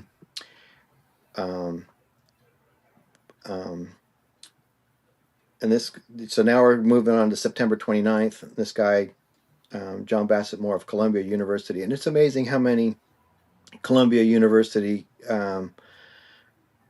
alumni and workers are involved in this stuff. But you see Columbia come up all the time. They're in New York as well. But this guy was an advisor to President Roosevelt, and he interviewed, or he talked with Buenaventura, that the United States was studying the possibility of occupying the Isthmus of Panama to construct a canal. So this is where he's getting his information of that. The U.S. is thinking about doing something, and he knows the Treaty of 1846. He was there when they enforced it, so he knows what they're capable of. Sure. And then on the October 10th, he visits his friend Loomis. This is the guy at the State Department. And he was taken next door to the White House to meet with President Roosevelt. So this guy gets him in to see Roosevelt. And then 6 days later, he meets with Loomis, and was introduced to Secretary John Hay. And then Hay invites him, Buenaventura, to his house that night. So the Hay-Buenaventura Treaty. That's where it started. This is where it starts. So these guys are kind of working around the edges. Yeah. Before Amador gets there. All right. So the next one is that Buenaventura talked to them about the revolutions in Panama, and he expressed that there's going to be a lot of bloodshed and violence if you don't intervene, and the U.S. says that they never gave Buenaventura any assurances that they were going to do anything, but they basically said if he couldn't tell, he would just basically be a very stupid man. Well, and you think about this whole era here as well was right after the 1,000 Days War. Right. So for someone to say, hey, this place is a powder keg is not a stretch at all. Yeah, well, we talked about it last time, the Treaty of the Wisconsin, where they went on the battleship just a few months before that. So there's a lot of tension there. Yeah. So and Victoria Lorenzo was hung in May. Right. So I mean, it was. It's by no means a peaceful, calm place. Right. He was shot. So one of the things that October 17th,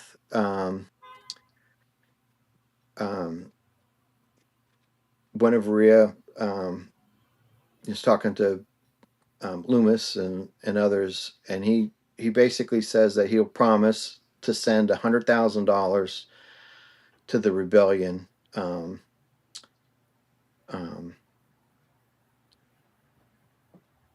that he wanted to be appointed as the minister to the United States from Panama. So he's asking on the 17th, basically, hey, I want to be part of your team.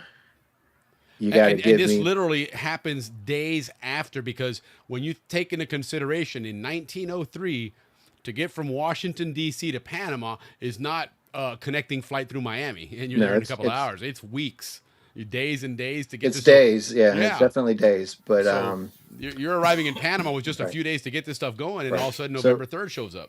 So Buenaventura promises $3 million of his own money to pay the Colombians. But he wants to be, basically given this official position, and it ends up happening. Yeah. So Amador cabled Buenaventura on the 29th that the ship was needed in Cologne because the Colombians are coming and they need to act fast. And Buenaventura knows that he hears that the Nashville is in Kingston and it's going to sail, but it doesn't say where. And Buenaventura says, well, based on the speed of that ship, it'd probably be there in about 2.5 days. So he tells Amador, the ship's going to be there in about 2.5 days. That's funny. Although no one said, hey, the U.S. is sending a ship, right? Be ready. They're just kind of like blind faith that it's going to happen. And then at 5:30 on the 2nd of November, the Nashville steams into Cologne Harbor. Surprise, surprise. So that basically was 2.5 days. Yeah. And basically the commander is told, occupy the railroad line and prevent the landing of any forces. Yeah, back then you got to remember the Navy was the primary form of transportation for the Army. So it wasn't like the ship was going to be involved, but they're going to pull in there, and all of a sudden they're going to offload their Marines and stuff. The Marines, right? And take care of this stuff. And that's where one of the Marines, not on the Nashville, but the ship that came the next day or two, was Lejeune. Yeah. So, and we also learned that gosh, why can't I think of his name now? The first Zonian, first lieutenant. Shaler? No. The lieutenant. That's right. What's his name? Was on it. So anyway, we forgot his name, man. That's not good. It's been a long week, man. But anyway, we've heard all this other stuff about they prevent the Colombians from getting on the stuff, so we won't go into that. But I found this article interesting. This is from a San Diego newspaper on November the 4th. It says the city of Panama is being bombarded. You ever hear about that? I heard about the mule and the Chinaman. You're right. It's like they wrote the headline before it actually happened. I guess they thought that the war was going to happen, and because it was a war, independence, there's going to be a lot of fighting and stuff like that. But I could barely read this article because that's all I can see is the front page of it too. But it doesn't sound like they talk about anything happening. But I just thought that was pretty sensational that city of Panama back then when news didn't travel that fast, being bombarded by wire. That's true. Yes, that's true. Cable. Well, Colombia found out they lost Panama 1 month later. That's when the Darien Gap actually worked. Ricky. That can't be true. Yes, totally true. Totally true. It's coming up pretty soon, December something. We'll go on to the next ones here because, this is kind of what I was talking last time is that there are like minute by minute postings of what happened between the 3rd and like the next week. And so on the 3rd, Buenaventura is up in New York or Washington, D.C., and he doesn't know what's happened. But at 10 o'clock, he gets a cable from Amador saying that they've announced their independence. But Amador doesn't say, you've been appointed to represent Panama. So he's like, the initial deal. He's like, what's going on? So the following morning he goes and talks to Loomis. And where the hell's my $100,000 too, by the way? Yeah. So he talks to Loomis the next day, and Loomis told him that Colombia forces are still in Cologne. So, Buenaventura didn't realize that. So Panama City is free, but Cologne is still occupied by Colombian troops. And that hadn't been settled yet. So he couldn't ask Loomis to say, hey, U.S., recognize Panama because the troops hadn't left yet. Yeah, they're not ready to do that yet. So he cables Amador. That Cologne had to be taken before he could ask them to recognize Panama.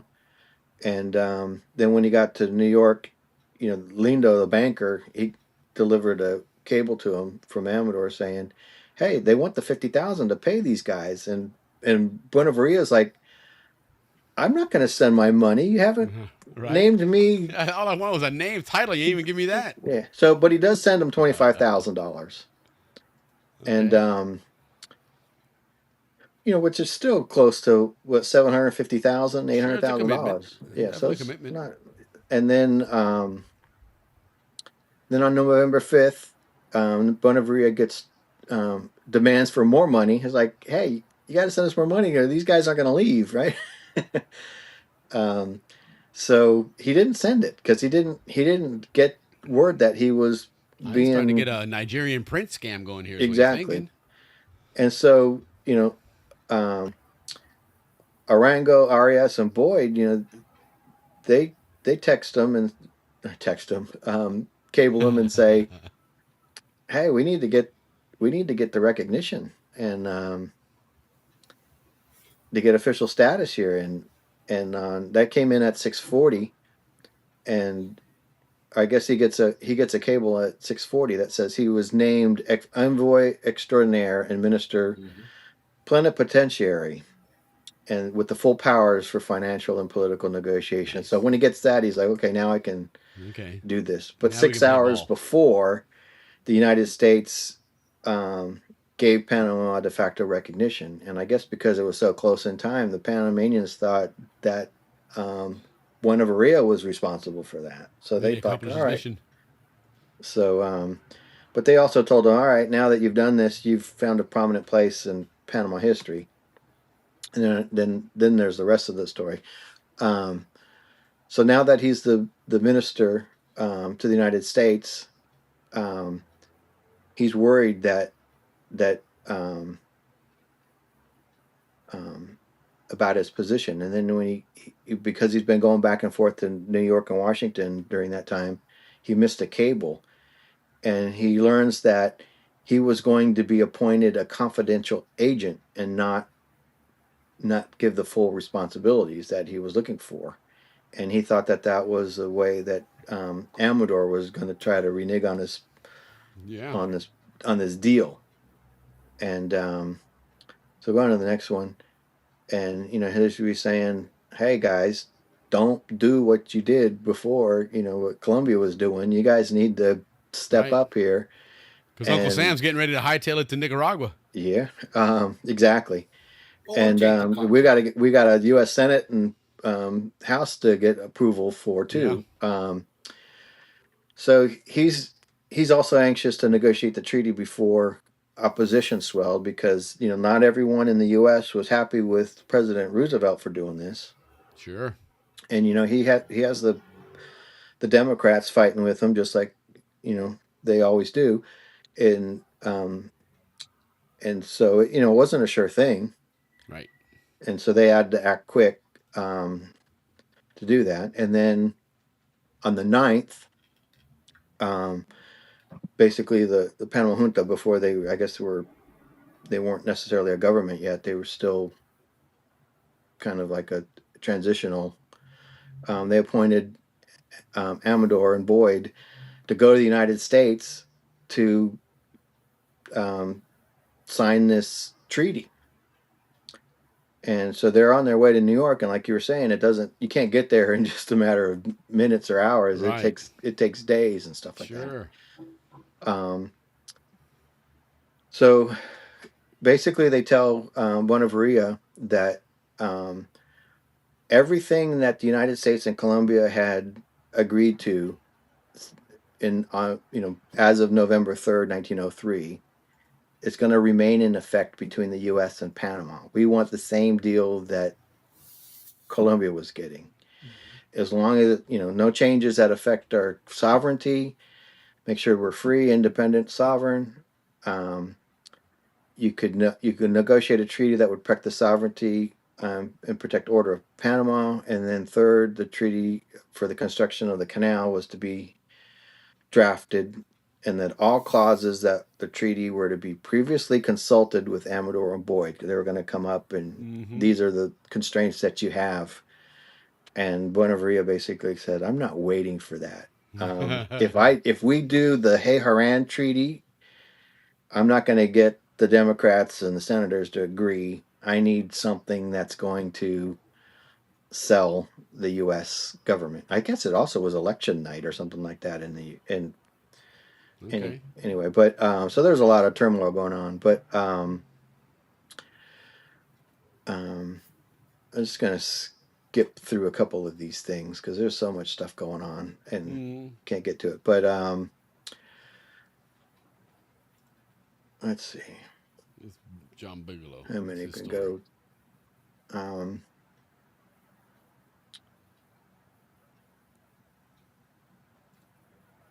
Frank Pavey. So okay, later on, if there's one that you went a little bit too far, but basically, Ricky, what I'm hearing is that on about the 10th of November or so, the General Reyes. Rafael Reyes, who was part of the Colombian revolutionary government, was going to go to Panama. I guess they were going to basically try to get Panama to come back into the to the. So you're looking for reconciliation from Panama, reconciliation, which means that they've acknowledged that they've left. Yeah, and we trying to get it back, but then they wanted the U.S. to go to Colombia to pick them up, and the U.S. said, "Well, we're not going to pick up this guy unless he is like appointed by the government to be like the representative." And that basically sign off on it because at this point they're already liking their deal anyway. Right. So when he gets to Cologne, they tell him, "You've got to go on the U.S. ship. They'll see you there." And he's like, "I'm not going on the U.S. ship." So he met with the Panama Railroad people on a Canadian ship, or a ship called the Canada in the harbor, but basically said, "No deal. I'm going back with these guys." But Colombia must have known that Panama declared their independence for them for this guy to come to try to get them back. I mean, certain and like I showed that slide last time, they were only 300 miles apart, so that doesn't take that long to sail. No, and this other guy that becomes a very big player in this is a guy named John Bigelow. He was an American lawyer. He has a very long history. He served with Abraham Lincoln, and they sent him to France to deal with a whole lot of things that were going on during the Civil War and stuff. And so at some point when in the career, Buenaventura meets this guy in France, and so they become good friends. Actually, I think they might have met each other in Panama in 1886 before he left. But anyway, this guy has a lot of influence in some of those negotiations that were happening behind the scenes with the treaty. But before Amador and Arango come to the United States, Buenaventura has met with Hay, and they've decided that they need to write a draft as quick as they can so they can get it done before Amador shows up. And so Buenaventura is writing this new treaty, and then he calls this guy Pavey, who is also an attorney, to basically to look at what he's writing to make sure that it's proper English and those types of things. And they both agree that the Hay Haran Treaty was a hodgepodge affair.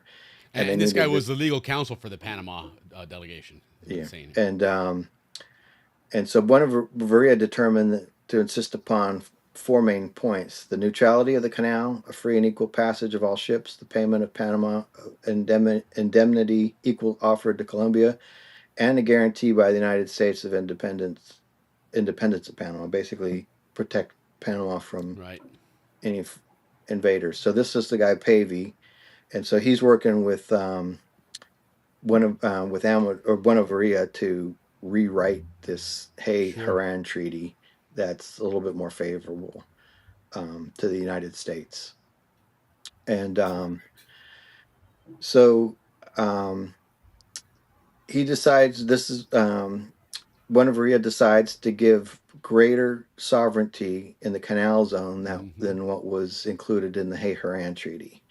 And that's where some of the things we talk about, where the Canal Zone is extended to 5 miles on either side, and the in perpetuity clause. But he adds this this provision in there that didn't exist in the Hay-Haran, that all rights, powers, and authority which the U.S. would possess and exercise as if it were sovereign, to the entire exclusion the exercise by the Republic of Panama of any such sovereign rights, power, and authority.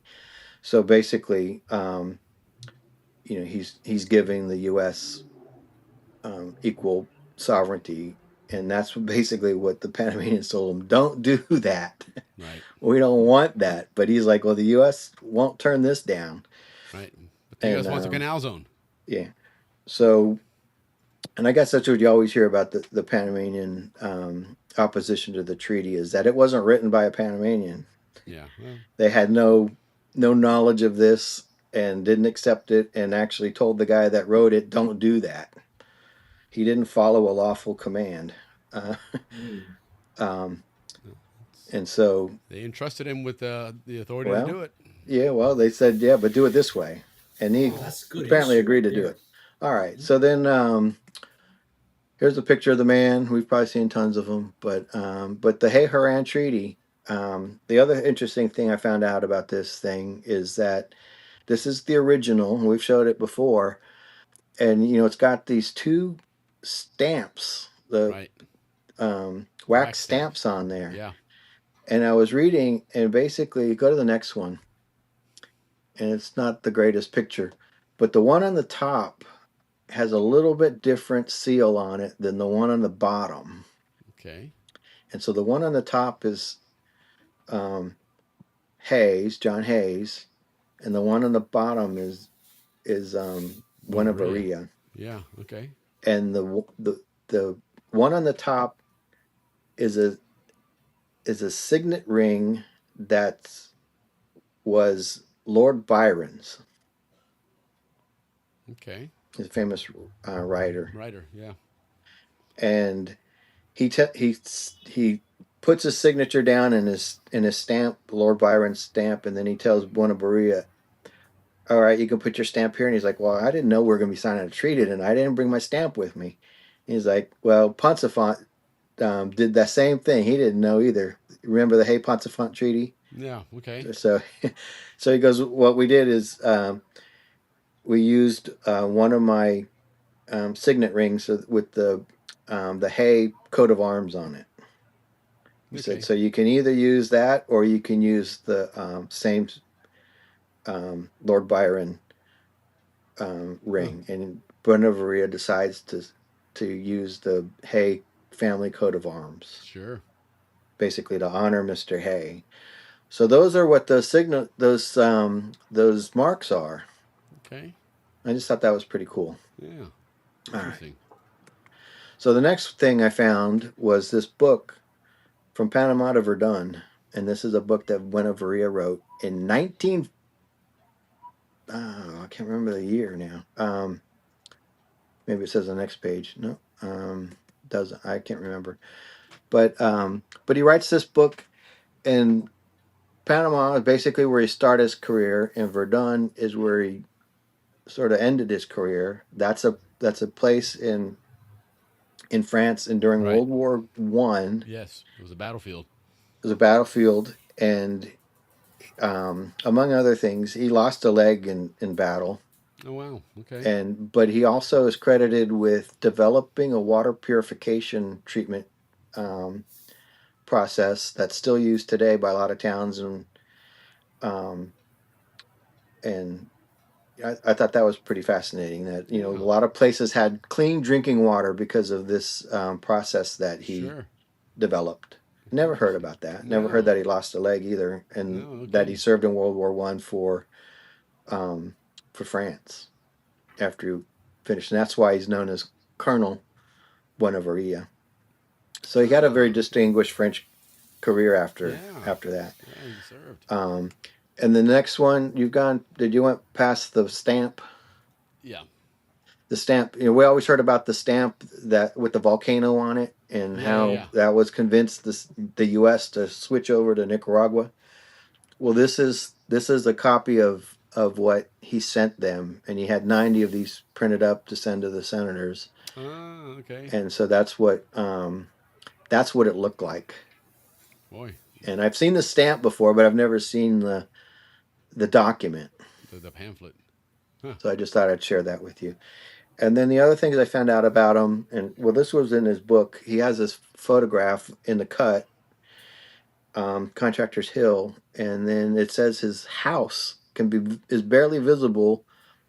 Yeah, on the right side. On the right side, and so the next one I zoomed in a little bit, but you still can't really see it. Top right, yeah, I can see. But I want to find out what that house was. It's got to be in a picture somewhere. Yeah, right. I mean, I don't know. Was it? Did it end up being the house that the engineers used for the headquarters, like Gothel's headquarters, or? Well, remember Gothel's? Would that be the Atlantic had his side or house. the Pacific side? Yeah, it's Culebra Cut. Yeah, Culebra. Okay. That's got to be Empire. Yeah, Culebra. It would make sense. Yeah. So I just thought that was cool. I never heard that. That's where Buenaventura lived. I'll have to look that up. And then the next one. Well, that's the next one. Is this dredging? And one of the things that when he was working in the cut, you know, he experienced all the slides and stuff that everyone else had after him. Sure.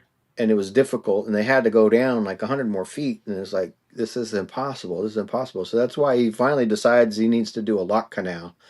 But one of the things that he realizes is that, you know, it's easier to excavate in the water than it is on the dry land. Nice and soft. And so the dredges that they had, they were built for the Suez Canal where it was sand, but now they got all this rock. You know, out in the bay where it was mud and stuff, it worked fine. But when you got in the Culebra Cut, it was this hard rock. So he developed a system that they would, every 2.5 feet, they would drill a hole and put 50 pounds of dynamite in there and blast the rock so it was less than a foot in size. And you can see in this image, those rocks, you know, they look maybe a little bit bigger than a foot, but the dredges could suck that stuff up and move it a lot easier. So, and that was a system that continued by the Americans. And he also developed ways of when you disposed of the spoils, if you put it a certain way and they had a big heavy rains, it washed everything back on itself. And so he learned how to position the tracks and put the soil in a certain place where it didn't always come back at you every time it rained. Right. And so he had a lot of innovations that the U.S. actually. He wasn't just a wheeler and dealer. Yeah. He brought more to the table. He knew what he was doing, he just ran out of money. Yeah. And then the next one, you know, we talked about the first boat going through the canal was the La Valley. And I'm learning here that the dredges that were built for the Suez and then they were brought down to Panama were invented by Burrell and LaValle, and that LaValle is the same name as that ship that was used. So I didn't know the connection between those two. Interesting. So not only is it the first ship to go through the Panama Canal, but it's also one of the companies that helped dredge the Suez. And in this one, you can see the booms go out, and so the you know, they dredge up the stuff and then they dump it on either side. And in the Suez, it's just sand.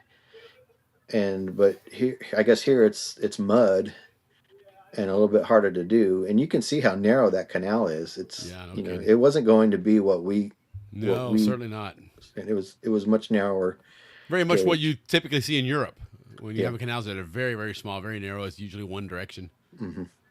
Smaller ships too. Yeah, the other thing I learned is that Buenaventura's son, his name was Etienne. He developed this bicycle called the Velotorpille torpedo bike, and this thing was like the world's fastest bicycle during its time. They had to outlaw it. And this guy could ride it at like 32 miles an hour. Wow. And just kind of cool. The other thing, they kind of have a bike like this in the Olympics now, or at least they wear the helmets that kind of exactly. have that giant shell looking thing. That shell. Yeah, and I stuff see them here a lot. Huh. So I just thought these were kind of cool.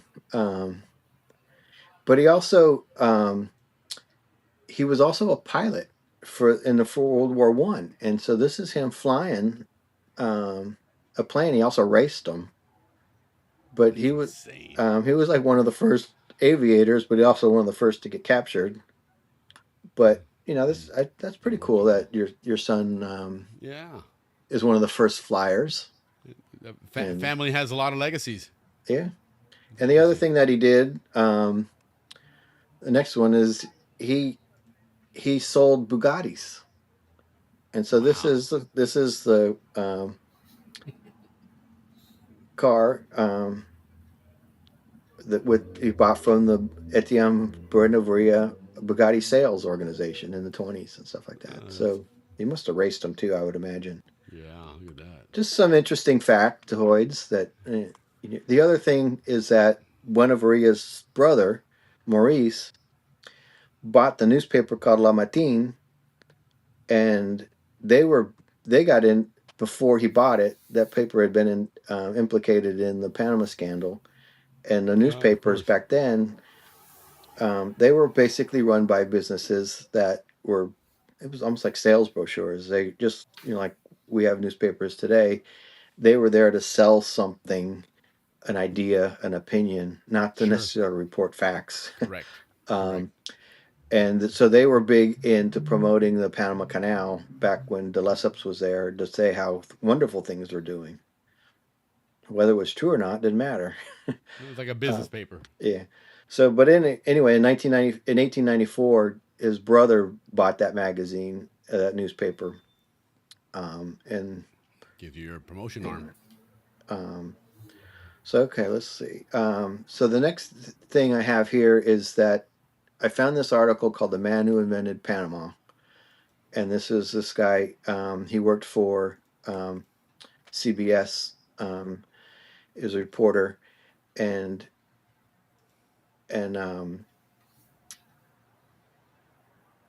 he was asked to interview him, and he died in 1940, just before Hitler took over France. And this guy says he might have been the last American that ever talked to Buenavaria, and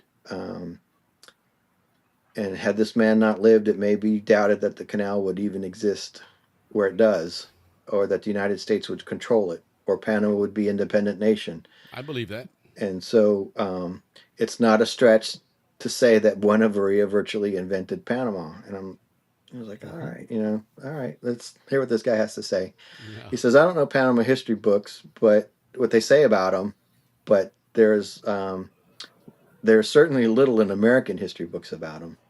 Right. And I don't say that I really knew much about them. But if you've heard about them, you're American, and you're like one in a million. But I think as Zonians, we should know who he is. You would think. So he didn't even think that French people knew who he was, that he helped save the French army in World War I and invented a technique to purify water that millions of French city dwellers now drink. And I think it's more than just French, it's all over the world. Sure. So this reporter gets a cable from CBS asking him to find if the colonel is still alive, because he was a colonel in the army before he died. You're going to have a 5-minute broadcast on Robert Ripley's Believe It or Not radio program, and it's about his role in the Panama Canal. And so he was alive, and he lived this in a magnificent apartment, and Buenavaria agreed to do the interview. That's cool. And he thought, oh, great, Americans going to hear about me again. So he called him several times and said, hey, we're going to have to keep this short because I only got 5 minutes. And he said Buenavaria would get his books down from his shelves, open great albums of photographs, and read to me letters written to him by members of Teddy Roosevelt's family, U.S. cabinet members, senators, bankers, writers, all the famous worthies of the turn of the century. Can you imagine what that guy's library must be like? Right. He probably does have like so much stuff. I'm dying now to find out like what his photographs are. Sure. And all that stuff. So hopefully one day we can find it. Yeah. Heck yeah. So this guy's 80 years old at this time when he's being interviewed.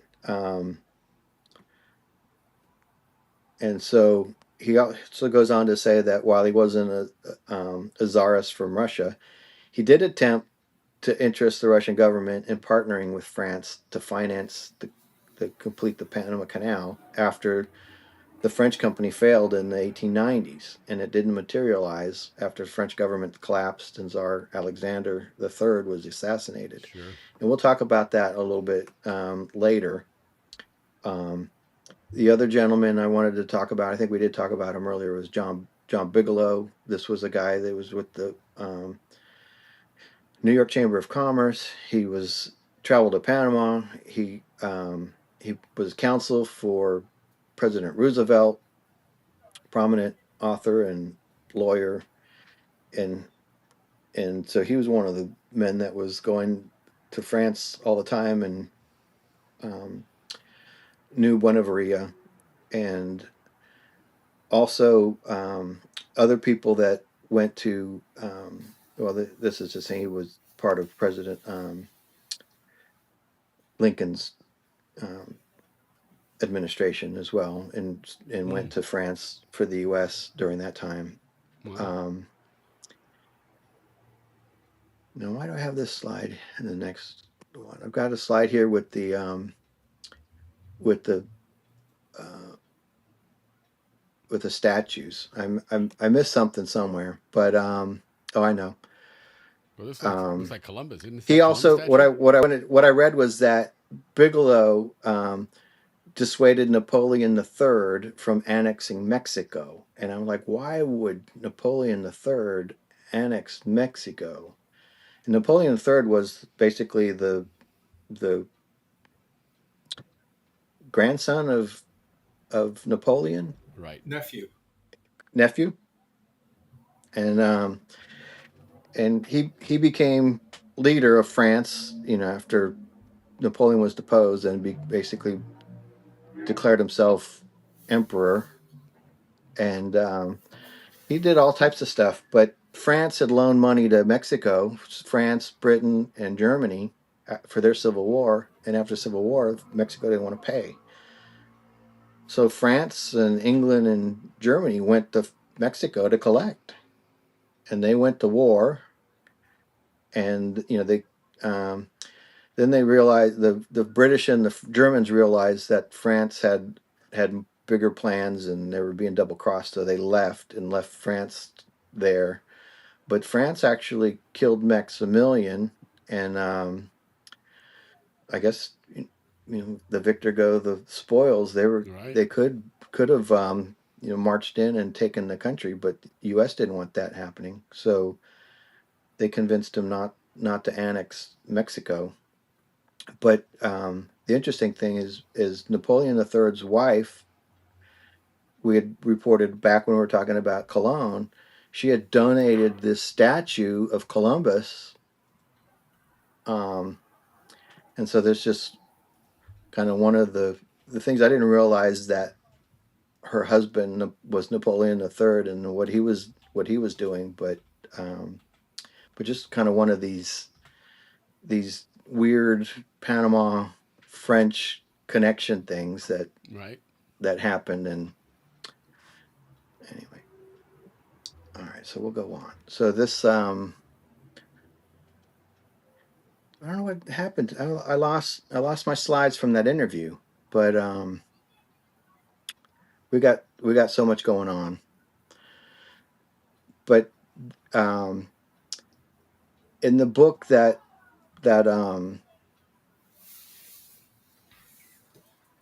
Buenaventura writes, he talks, starts basically from the beginning and then goes to the end. And I'll skip through some of these things. I just don't have time to do it all of it. but he said that on the 6th of October, 1884, he sailed from France for Cologne Aspinwall. And I found it interesting that he called it both names. Right. To collaborate on the construction of the Panama Canal. And then it said,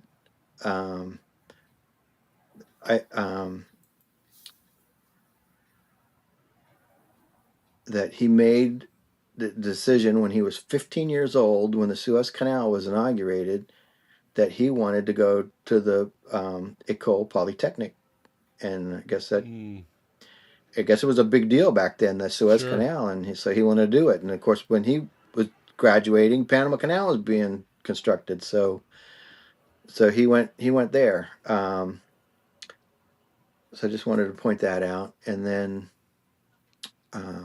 So this is part of the book then that he wrote afterwards, I guess. Yeah. It's From Panama to Verdun, and so it goes. It's his life story, and I'm going to skip through some of these things, but on the second page here it says, as soon as I arrived on the Isthmus, I was appointed chief engineer of the 3rd Division, which extended from the Pacific shores to the Culebra Cut.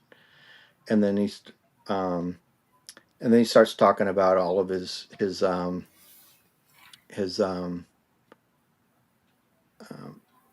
dealings there, and we could this could probably be its own show, but that's what I was going to say. This would be a good time to stop. And this actually, just from paging through some of that earlier when you sent it to me, I was reading something of that. It's fascinating, that part, because that really gives to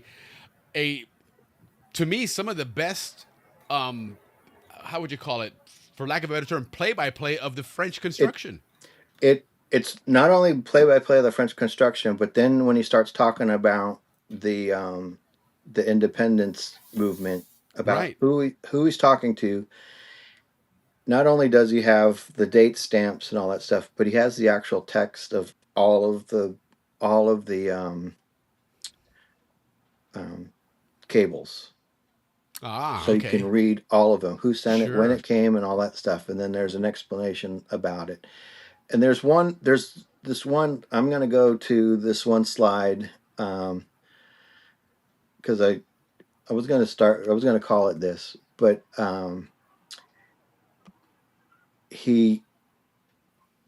there's this banker, Mr. Lindo. Remember, he was asked to be sending money down to Panama, and when is the ship coming from the Nashville coming from Kingston? Right. So that's what you hear. Okay, there was a boat leaving Kingston, and it's going to Panama. It's going to take 2.5 days. But in this, he tells the story that that Mr. Lindo would transmit dispatches signed Smith to me, and that he had given to Amador. So basically, they created like some code words between Buenaventura and Amador about what's happening. And so he sends this text, this telegram, and it just says, "Fate, news, bad, powerful, tiger." All code word.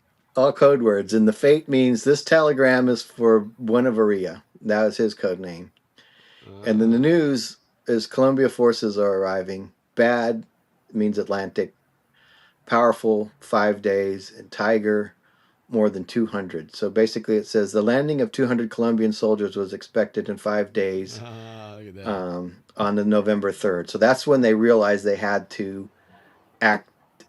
Heck yeah. Right then. They needed to do it beforehand. Because remember, all of a sudden there was some urgency. Yeah. So they got tipped off, and that was the 5 code words. I've never heard that before. That's cool. A little James Bond action there. And the other thing about it is, like, the last code word was tiger. So I'm like, well, there's Cristobal Tigers. That's how they got their name, right? Look at you. Right, there you go. Look at you. That's the story that we'll make it up for them. I like that. I think we can dig that story. They became tigers because that's where it was Cologne. So you'd have no other reason to associate tigers with anything in Panama. Right, and that's basically that's where the canal zones was starting. They're stopping the those troops from coming over. That's and fascinating. that's where it ended. That's where the missing link there. But anyway, so that's where that Tiger was in there. There's a reason for it, Now and we know. and that's where we're gonna come with that. So that's what I'm gonna end with some Yeah, that's a positive great words way to for do it. Cristobal. Yes, indeed. Is that we figured out where Absolutely. Tiger came from. Now we need to figure out where Bulldog comes from. I think. Yeah, right. Yeah.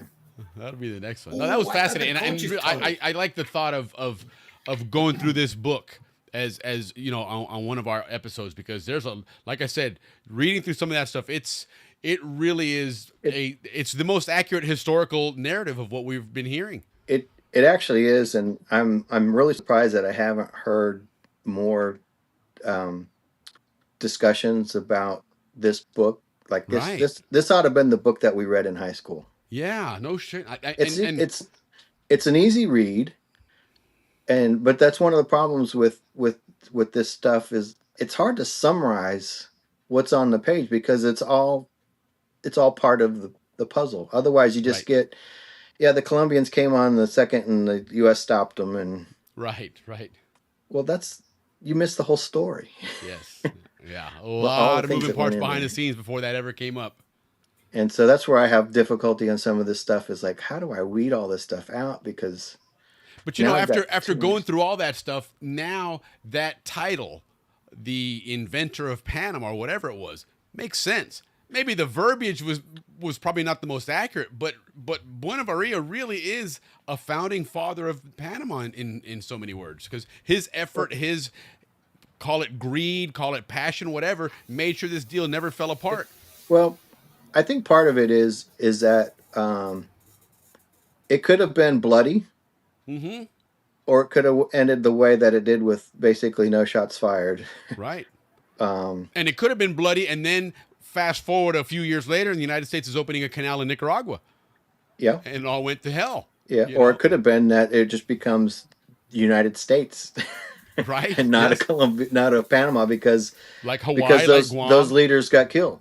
Yeah, indeed. I mean, and hung or whatever it is. I mean, you just never know. But Teddy's probably just going to say, "I'm going to take it anyway." But then you have a belligerent next door, so it's like, now what do? You're always going to be fighting these guys. So correct. And it wouldn't have been the same canal zone growing up in a place where you had an insurgency all around you. Right. But that's where I started saying timeline of the canal zone. It said, the inventor of Panama, but for some reason, for some ways, when he writes in here, oh, I know there's one other line that I want to read. It says, I decided to grant the United States in the interior of the zone all rights, powers, and authorities that would have been if she were sovereign, to the entire exclusion of the use of any such rights, powers, and authority by the sovereign Republic of Panama. So he says in this that was my decision, right, to put that in there. So I created the canal zone and its sovereignty. And so, if that's true, and we know that he did write a treaty in the language, and did he pen it or did Hay pen it? He's saying it was all his. Right. Well, in fact, I think I think it was this Pavey guy said, why don't you rephrase it this way? That basically gives them all their authority, and then he took it into advisement and did it. But it's just fascinating because that's always been the issue that's been plaguing us is that language, but without that, the canal zone doesn't exist. Correct. That gave us a canal zone for 100 years. Yeah. So. And I also think too, when they were building this canal, they were still thinking it's going to be a sea level canal, and so there's no Balboa and all that stuff planned. Right. You just need a channel to run ships through. You don't need all community, that stuff. Not nearly the amount of personnel. But with that 5 mile buffer on either side and all these provisions in there, it allowed them to do that. And I guess you could see where in Panama you're saying like, there's just one more thing. It's just one more thing. But it was a time to take advantage of it because Panama wanted a country. But I guess they could still be fighting for independence. I mean, for all if they hadn't gone through it. I mean, what would have stopped them, or what would Panama have had to overcome the obstacles that they had? I mean, Right. Colombia certainly wouldn't let them get more powerful. So no, and they knew they couldn't do it on their own. So it had to be, the relationship had to be forced in there no matter what. Otherwise, it was all going back to Colombia. Yeah. And they were gonna lose the canal, and they were gonna lose the railroad if it went to Nicaragua. It's like there's no need for that. So agreed. It's just really, really interesting. I mean, it's fascinating how close we came to not being a canal zone. Yeah. It was many precarious. times. Yeah, it was hanging on a balance several times. And it's just fascinating that this stuff is out there. And again, I mean, I did read a book called Donnegan's Panama Canal, and it repeats a lot of this stuff that's in there, but it's from one of these reporters that worked for. Sure. It's third person. Here you're getting it from the source. It's actually first person. The guy claims to be there in the room. Okay. He's just a reporter for I can't remember what. So he just, in essence, just didn't have credibility until someone else corroborated it. Yeah. Well, I mean, he wrote it, and like one of his jobs for this newspaper was they'd say, hey, like go to Nicaragua and write about how much better it is for to build a canal there than it is Panama. You know, so it's like a hit piece. But he's like, I was in Panama, and this guy told me to buy all of this Panama Canal stock, and it's going to be worthless. Yeah, and that's at the end of the day, that was probably the biggest driving force. Was I need to get some money. I've been doing this for 15 years. I'm getting my money. Yeah. So this guy says he writes a story saying, "Man, the rats are as big as cats in Nicaragua. I don't know why anyone would have come here and stuff and they like got that." that pesky volcano too, by the way. Yeah, exactly. So he's writing stuff like that, and then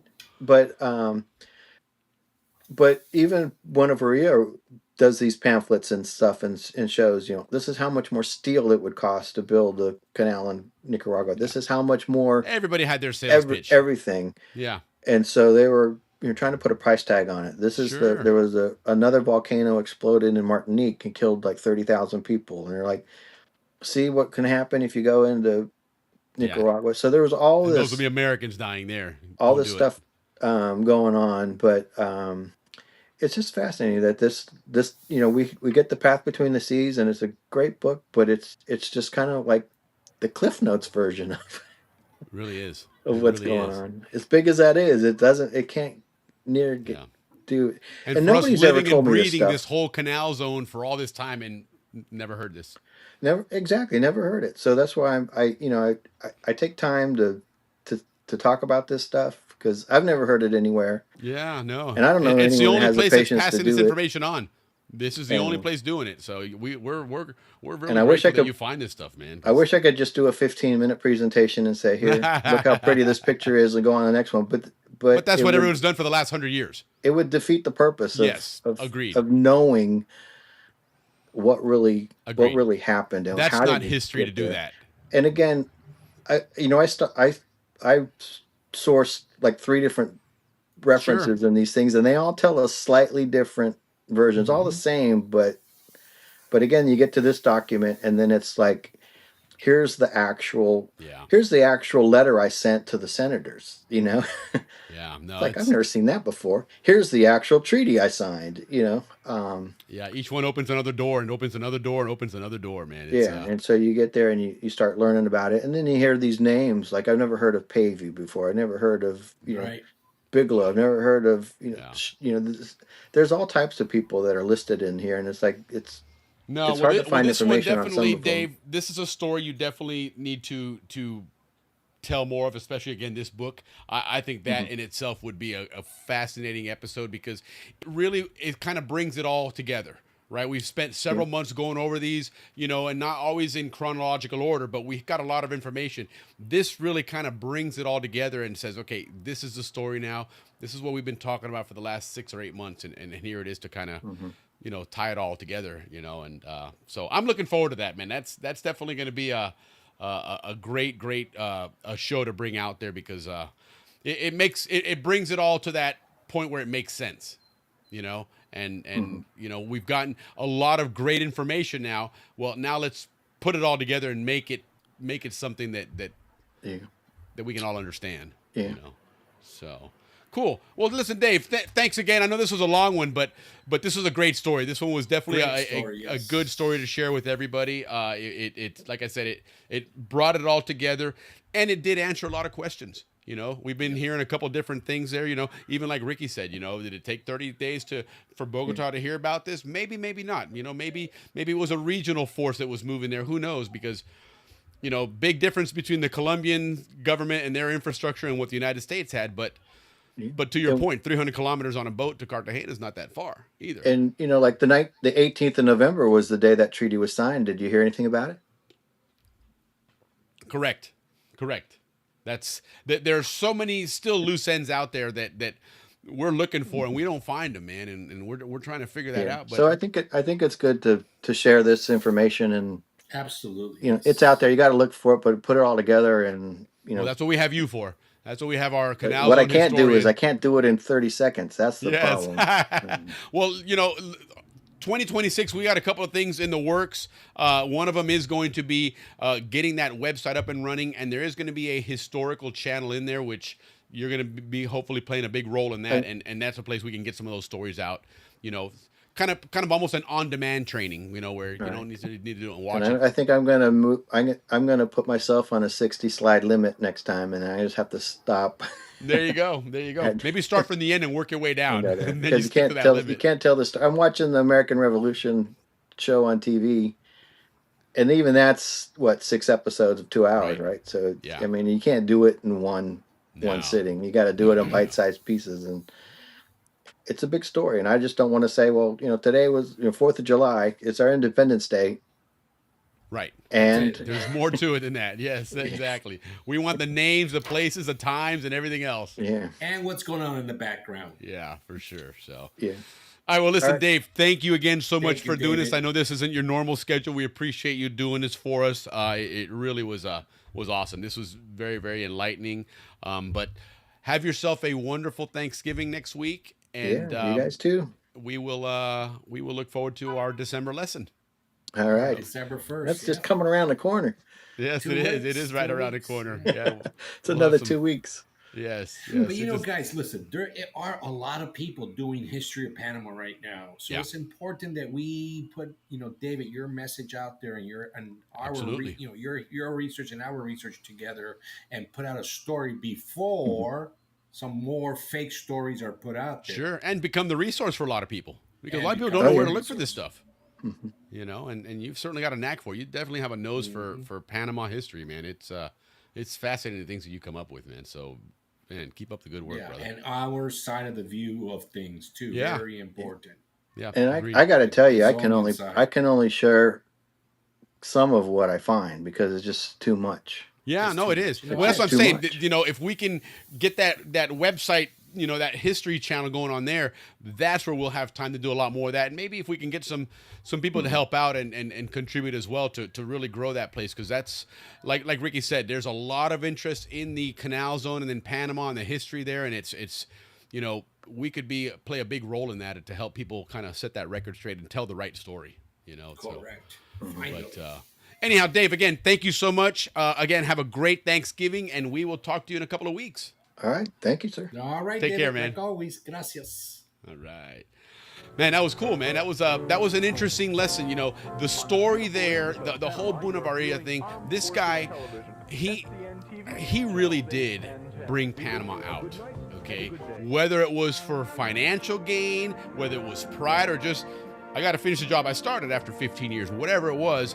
Thank God he was persistent. Thank God he listened and had his ears open, because there were several times when you and I could have been, we wouldn't have had this. I mean, honestly, we wouldn't have had this, you know. Our families are Panamanian and American, and there wouldn't be that Panamanian-American union had this not happened, right? And, you know, Nicaragua Canal, we're not here, man. You know, it's other people doing it, and so it's interesting how this was on a balance. A lot of things came together for Yes. this to happen, like the perfect storm. Yeah. And it could have gone a different direction easily, so. But anyhow, guys, thank you again for joining us. Next week, it'll be the day after Thanksgiving. We'll have a lot to be thankful for and chit chat about. We'll have our monthly recap show as well, so don't miss out on that. And then again, in a couple of weeks, Dave will be right back joining us again, some more history.